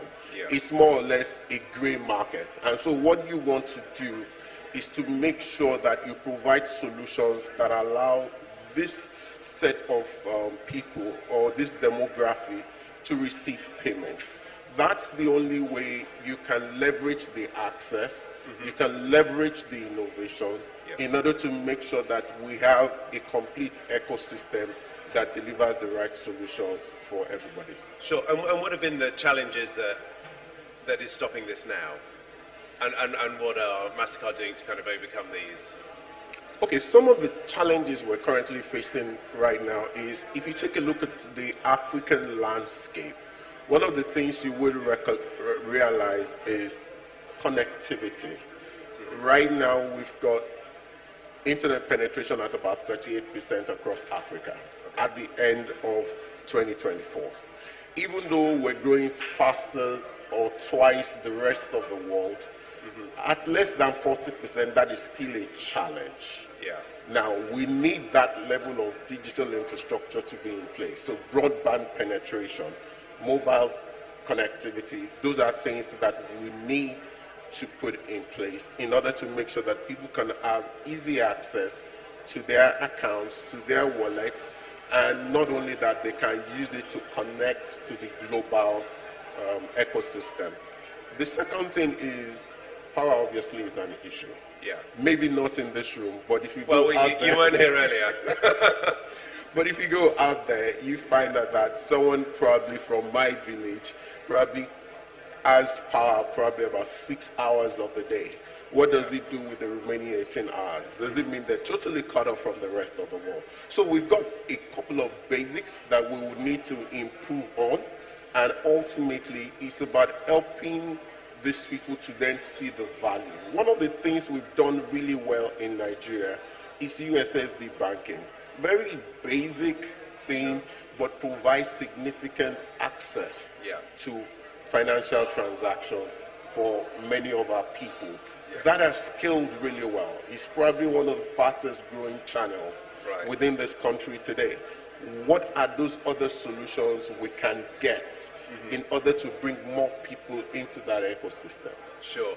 And what is your ideal scenario over the next 10 years, over the next 20 years and longer? Like, what are the things that need to be in place today that can ensure financial inclusion? Like, you've talked about access, but on the ground, how does that happen? What are the practicalities behind it? All right, so in very practical terms, I think the first thing is we need to work with everyone. Financial inclusion is an ecosystem play. We need to collaborate. So both from the government perspective, both from the private sector, the public sector, everyone is going to have to be involved. And so the first thing we need to do is to make sure that we provide the right level of partnerships and collaboration. This is not something that any one person can do by themselves. And so at MasterCard, what we've done is to provide a framework that allows us to be able to collaborate and partner with many of our local fintechs for small businesses for different solutions.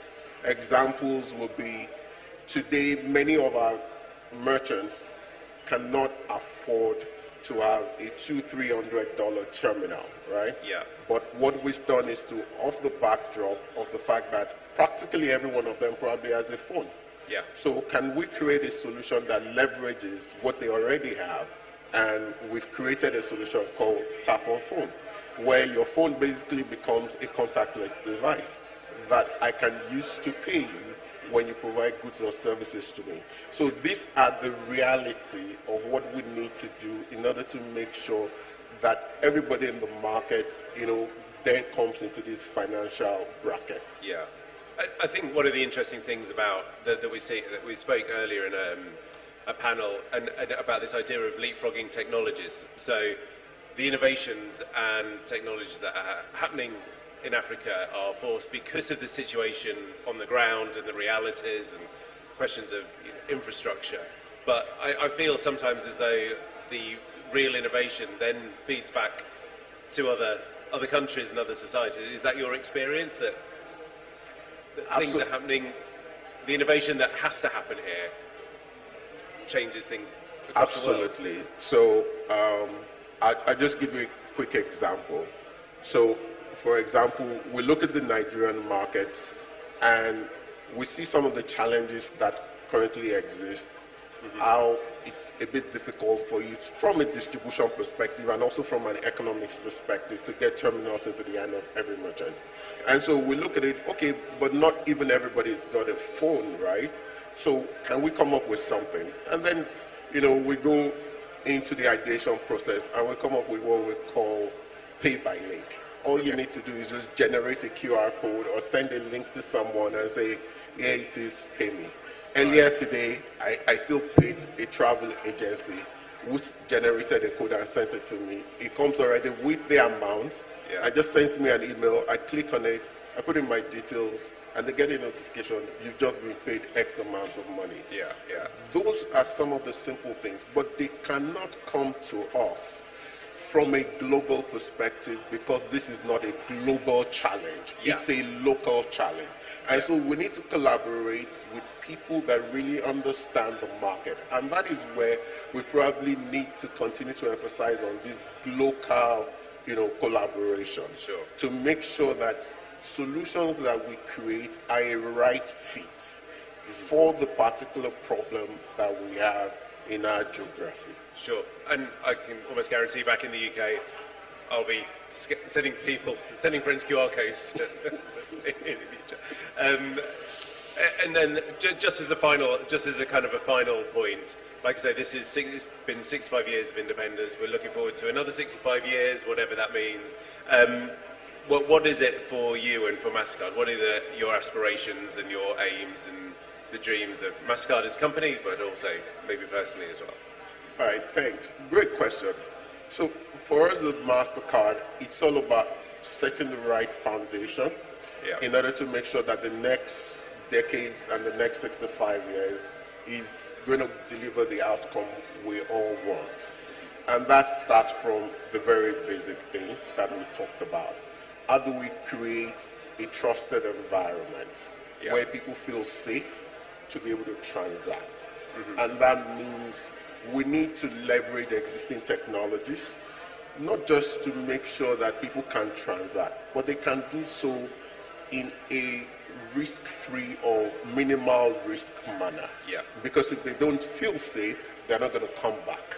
And so it's important that we make sure that we deliver that. And what we've been doing for the last 20 years or thereabout is we've been leveraging artificial intelligence and trusted data to detect fraud within milliseconds and also predict risk before they happen, so that we have that safe environment.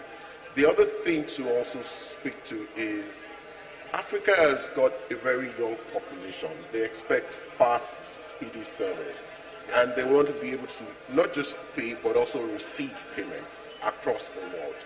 We developed a solution called MasterCard Move, which allows you to remit money to over 180 countries across the world and 150 currencies across the world.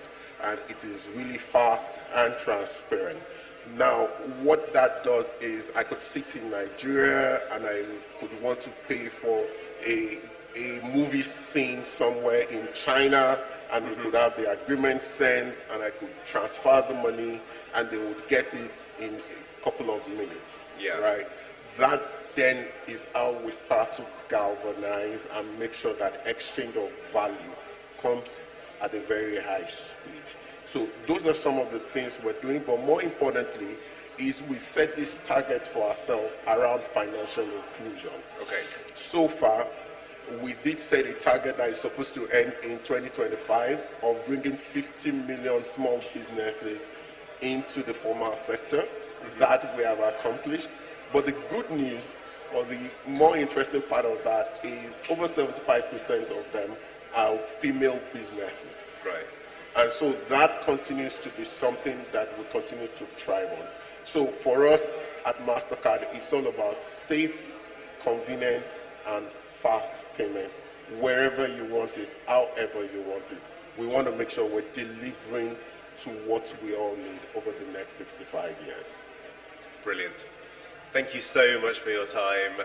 Really enjoyable, really insightful, and yeah, keep innovating and making things easy for everybody. Thank you. It's going to be a collaboration amongst all of us, you know, everybody in this room and everyone outside of this room, for us to all get the outcome we want. Because once everybody's in it, prosperity is shared amongst all of us. Brilliant. Thank you. Thank you very much. A big thank you to Daniel Nielsen, International Editor of The Guardian Nigeria, and Olushola Olakomi, Vice President, West Africa at MasterCard. We're going to move very, very swiftly. I'd like to invite for just a quick special address on leadership for the next 65 years, Dame Tessie Anthony Dinasau. She, of course, is a global education and women's empowerment advocate, and she works with, she's the founder of Professors Without Borders and UNAIDS, a global advocate as well. Is she here with us? Yay, okay.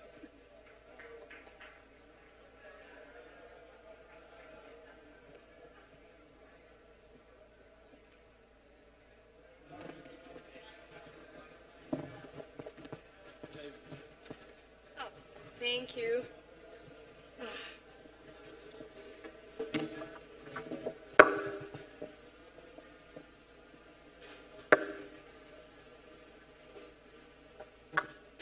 Good evening, everyone.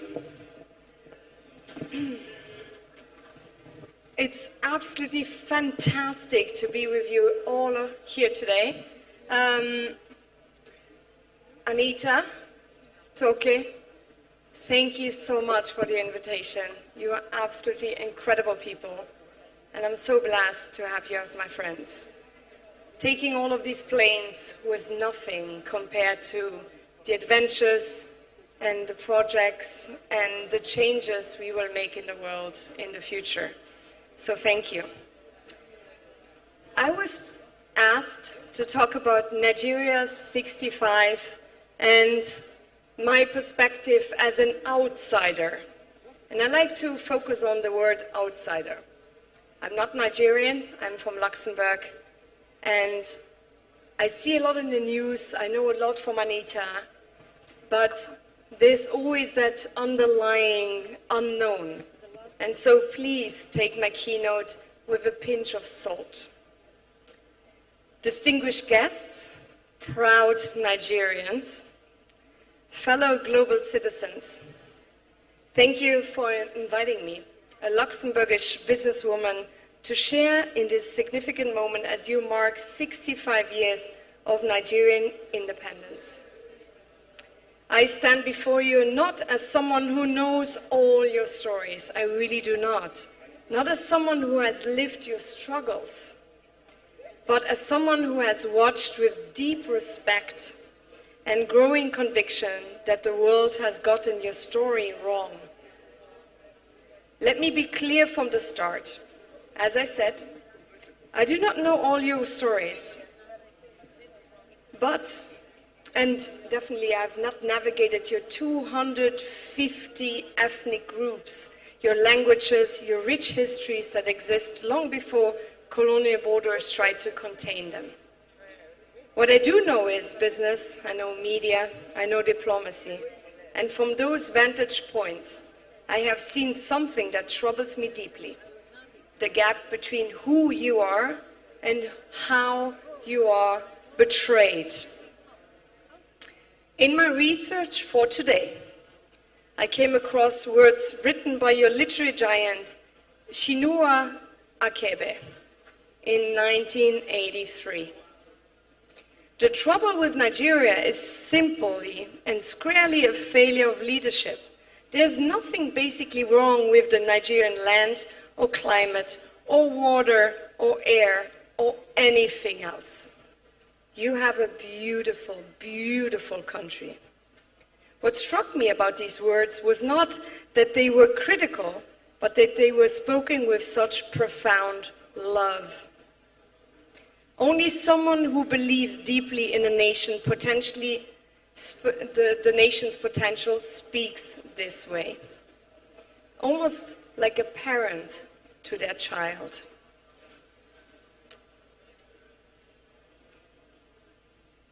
Achebe refused to let Nigeria off the hook because he knew what she was capable of.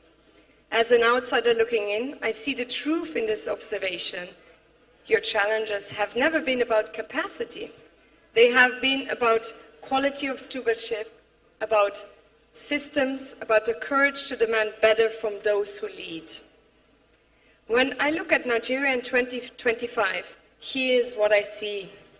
I see 220 million people who create opportunity where others see only obstacles. I see Afrobeats dominating global charts, and I love it. Your artists are not just making music, they are exporting culture, shifting perceptions, claiming space that was never freely given. I see Nollywood, the second largest film industry in the world by volume. Do you understand what that means? You are telling your own story, in your own words, on your own terms.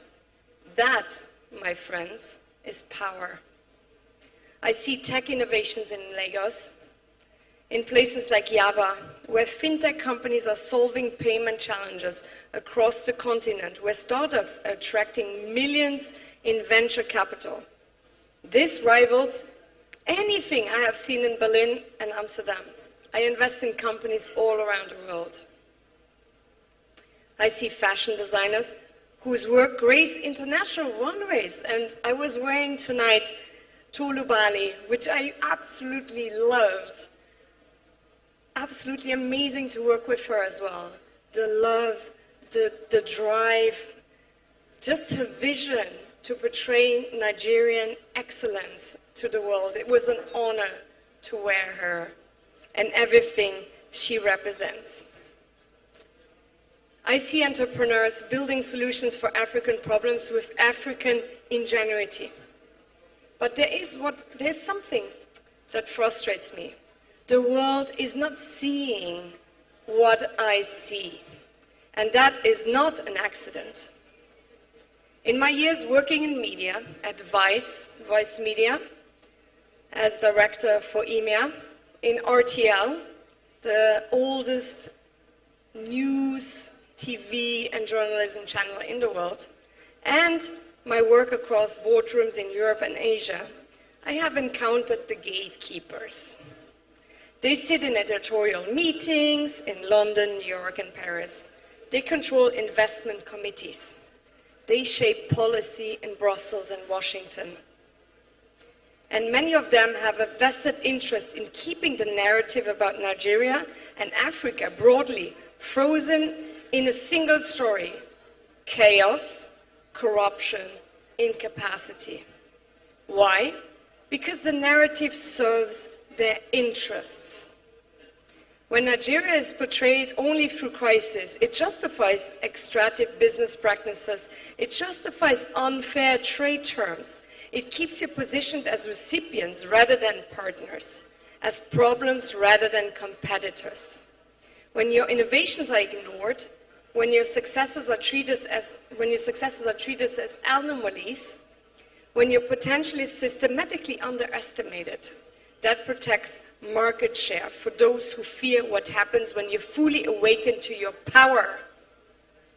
I have sat in rooms where investment decisions about African ventures were made, not on merit, but on outdated perceptions. I have watched media outlets choosing which African stories to tell based on what confirms existing biases rather than what challenges them. So, this is not a conspiracy. This is business as usual, and it needs to be disrupted. But I must also speak honestly about what I observe, with humility, knowing I see only from the outside. I have 4 little points. Leadership. Akebe's words from 1983 still echo today. The opportunity remains for leadership to become more synonymous with service, with long-term vision, with building institutions that outlast individual terms. I have also read about leaders who embody this model. Alex Ibru, as described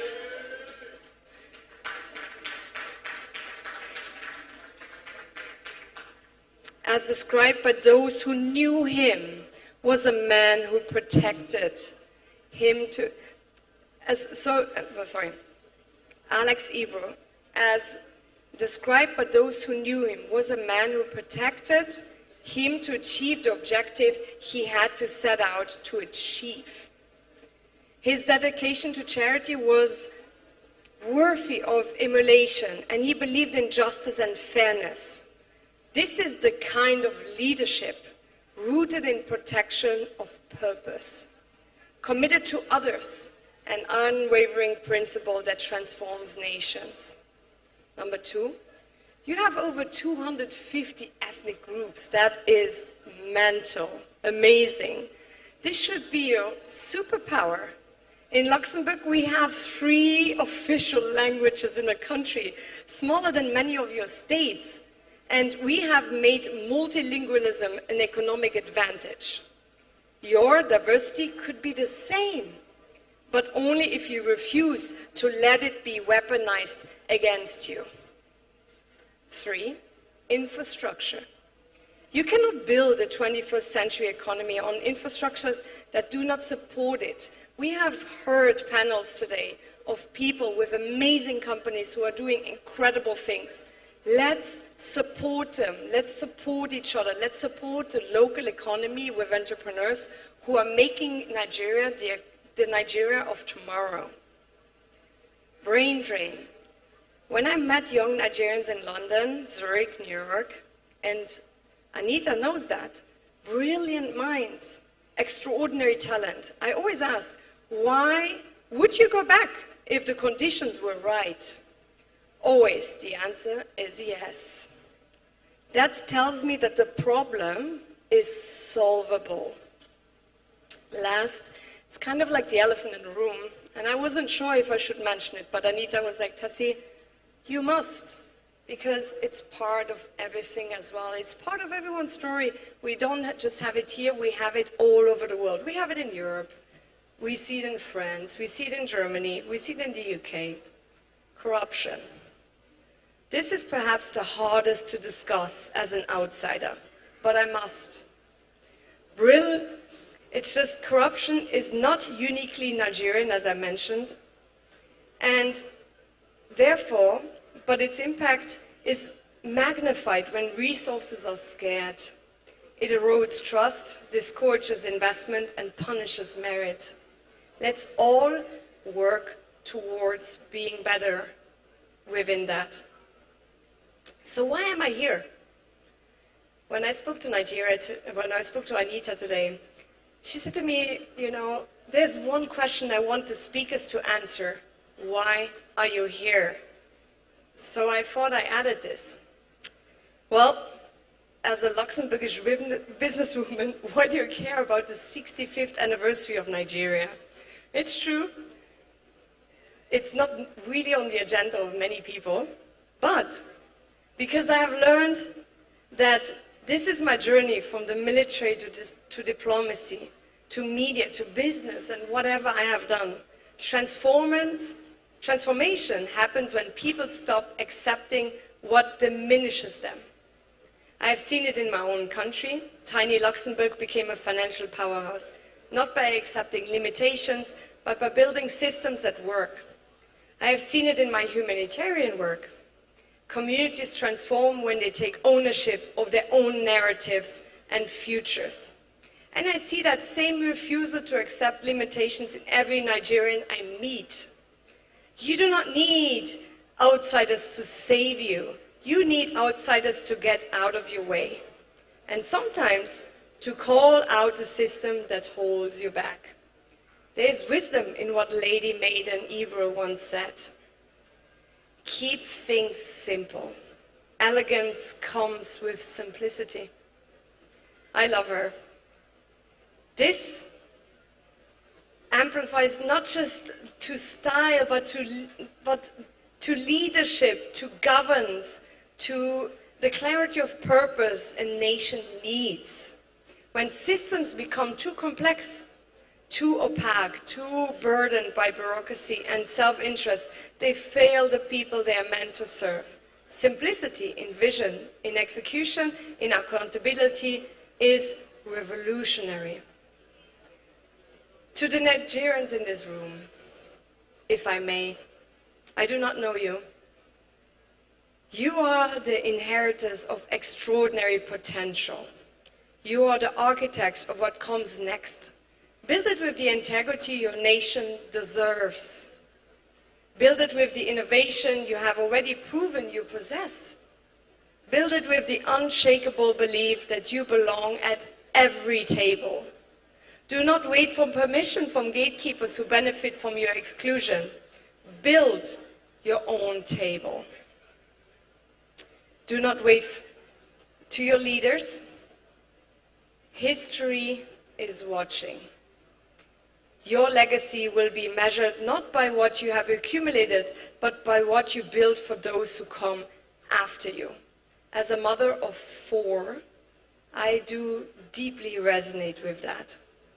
To my fellow outsiders, investors here in the room, policymakers, media professionals, Nigeria is not a charity case. She is a partner, a competitor, a force. Engage with respect or step aside, because this giant is awakening. So as a closing, I do not know all your stories, but I know enough to know this. Nigeria at 65 is not a conclusion, it's a prologue. The best chapters are yet to be written, and while I may be an outsider, I am honored to witness this moment and to stand in partnership as you write them. The trouble with Nigeria was never Nigeria. It was always about the gap between potential and performance. And that gap closes not through wishes, but through work and actions. Not through rhetoric, but through results. Not through blame, but through building. You have the talent. You have the tenacity. Now demand the leadership and system that match your potential. Thank you.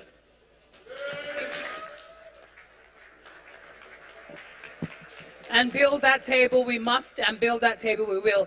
I'd like you to just stay because you're going to be joining the next panel. Yes, thank you very much. We're going to have the last final panel before dinner. So there is dinner, ladies and gentlemen. There's dinner, and there's still copious amounts of wine and champagne. So please, please, please, I just urge you to stay with us in the room and just, pay a little attention.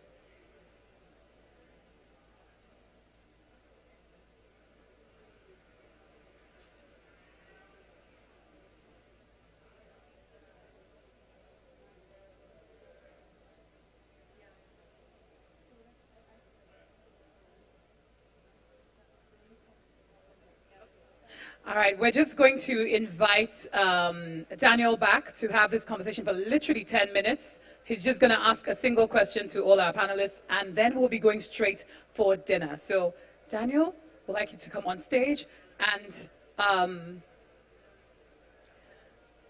Camilla and Anita, please. And after this, it is a wrap, and we're going to have dinner.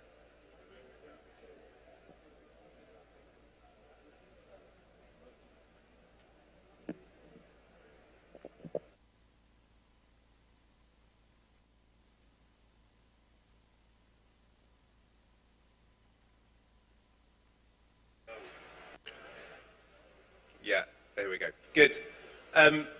Great, we can relax now, can't we? We've nearly,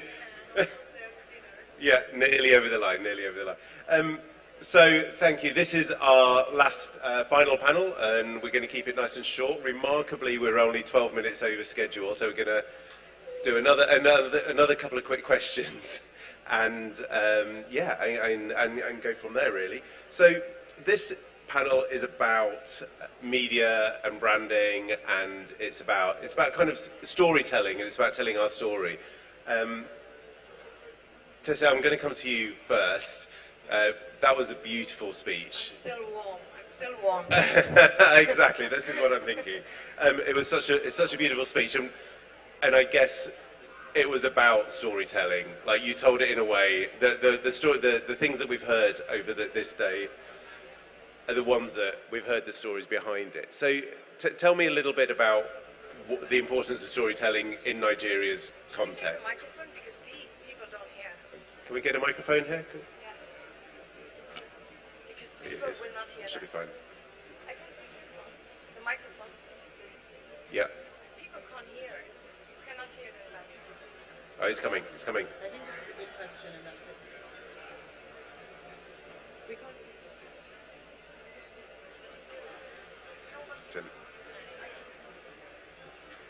So here for you, and then we say the question again. Okay. So we do it properly.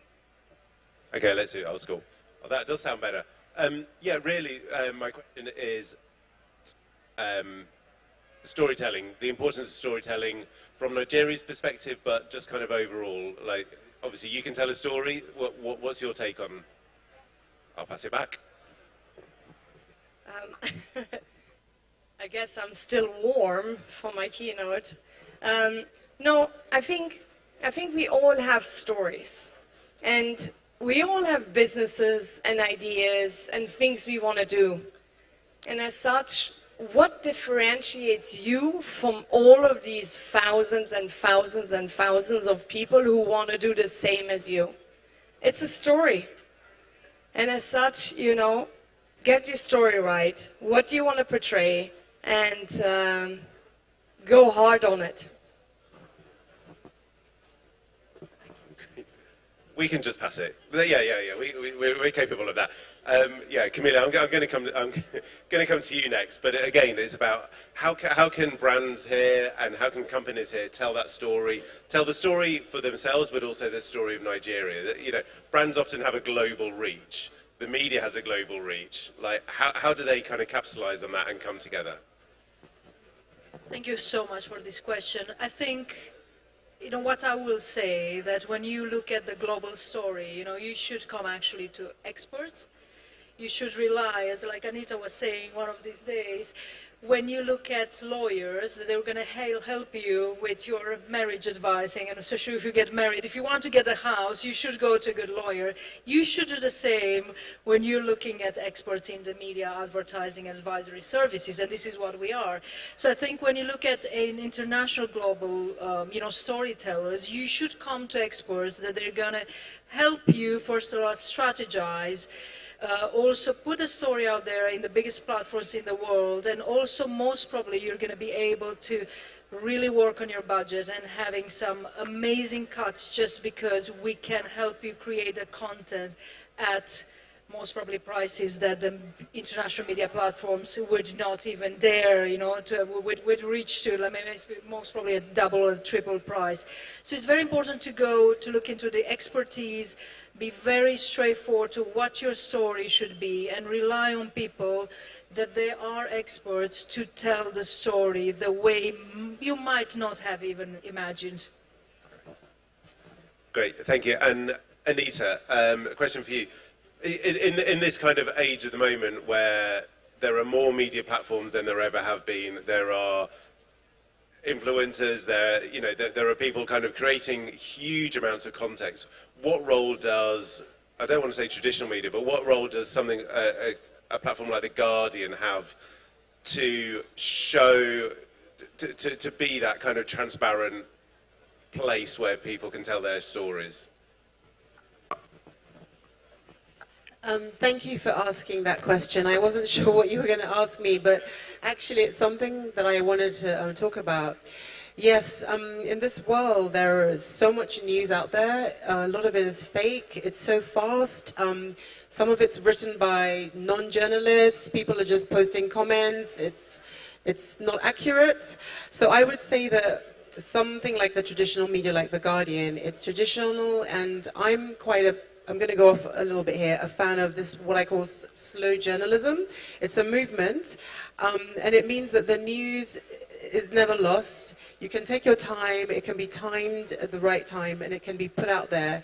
And I used to be more of an editor and a writer, but I'm more of a strategist now. And for me, being a strategist, the use of media is so important to get the story out at the right time. It doesn't have to be that breaking news at that time, the first to get it out there. It's become so competitive now, and I think people are rushing when it comes to news and storytelling, and then concentration levels are lower than ever, social media, technology, even the younger readers. I'm just such a fan of that. Slow down. I mean, I saw the World Ahead publication, and I was just so happy to just have that publication in my hands. I felt the paper. I said to Camilla, oh my gosh, how thick is this? This is better than the last one. And just knowing that you can just slow down and take it in. And one thing I also wanted to talk about, which is off your question, but back to Camilla's question, the role of the media is, for me, it's about connecting. So sometimes my juniors ask me, can I, check some of their work? And I try not to be critical, but if I don't feel connected to what I've read, I say to them, who's your audience? What are you trying to say? What's your story? I don't feel the connection, and that's back to the strategy behind it. And I think there's actually a place for strategy and media. We've never had a chief strategy officer at The Guardian. We had the CEO, and you probably don't have them in many media houses. But actually, it's such a key position. I mean, really enjoying it. I work part-time because I have another job. I'm a director at Federal Palace. But it's the impact, connecting people and finding the stories, creating events like this. This, for me, is where media is at. So we have so many levels of media tonight. We have print, we have live, we have digital. Camilla taught me about QR codes that we've never ever launched on Guardian.ng for a publication. And I just think it's all about strategy. So let me give it to Camila because she wants to add something to this. So I don't need a question. I would just say that Anita is totally right. I think what we need to say and what everybody should hear is that media can be a tricky thing. You should always go for fact check with the AI and everything. There is so much misinformation. Could you go back a bit, take 2 steps and look at the traditional media, look who you trust that will bring that information, that can even save your company. It can be a white paper, it can be research in your domain. Just look at that, because this is what will save you. And again, we are here a bit even to train your corporate communication departments. We're not here to compete, but actually help you get those deals done. So could you trust us? Are you seeing us? That was your question, Anita. If you see us, then this means we're on the right path. Thanks a lot. Listen, Tessie, Anita, Camelia, thank you so much. A lot of hard work went in today, and that was also a very brief but insightful chat. And just a final point, this is a conference that is about communication and it's about storytelling, and as we go off this evening, that's all we're going to be drinking wine, having some good food, and we'll be telling our stories to our friends, to our new friends, and connections are going to be made all evening, and we'll leave it to you to enjoy yourselves, and thank you so much. And we'll take one last picture. Yeah, thank you. Thank you so much, Daniel. Thank you to our panel. We'll take a photograph very quickly. To the photographer here. Ladies and gentlemen, it has been an honor being your host this evening. My name is Wana. It's been wonderful spending time with you today for the Nigeria Summit 2025. I'm going to hand over to Bewaji very quickly for a quick vote of thanks. Thank you everyone for coming here today. I would like to say thank you to all our sponsors, our collaborators and partners that have been here with us. We completely appreciate you for being here and supporting this initiative, and we hope that we have been able to drive conversation for the next 65 years. So please let us go forth and have dinner and drinks and enjoy the many more conversations that we are leading up to. Thank you. Thank you, ladies and gentlemen. Nigeria Summit 2025 is a wrap. Thank you. Have a wonderful evening. And please enjoy yourselves. Thank you.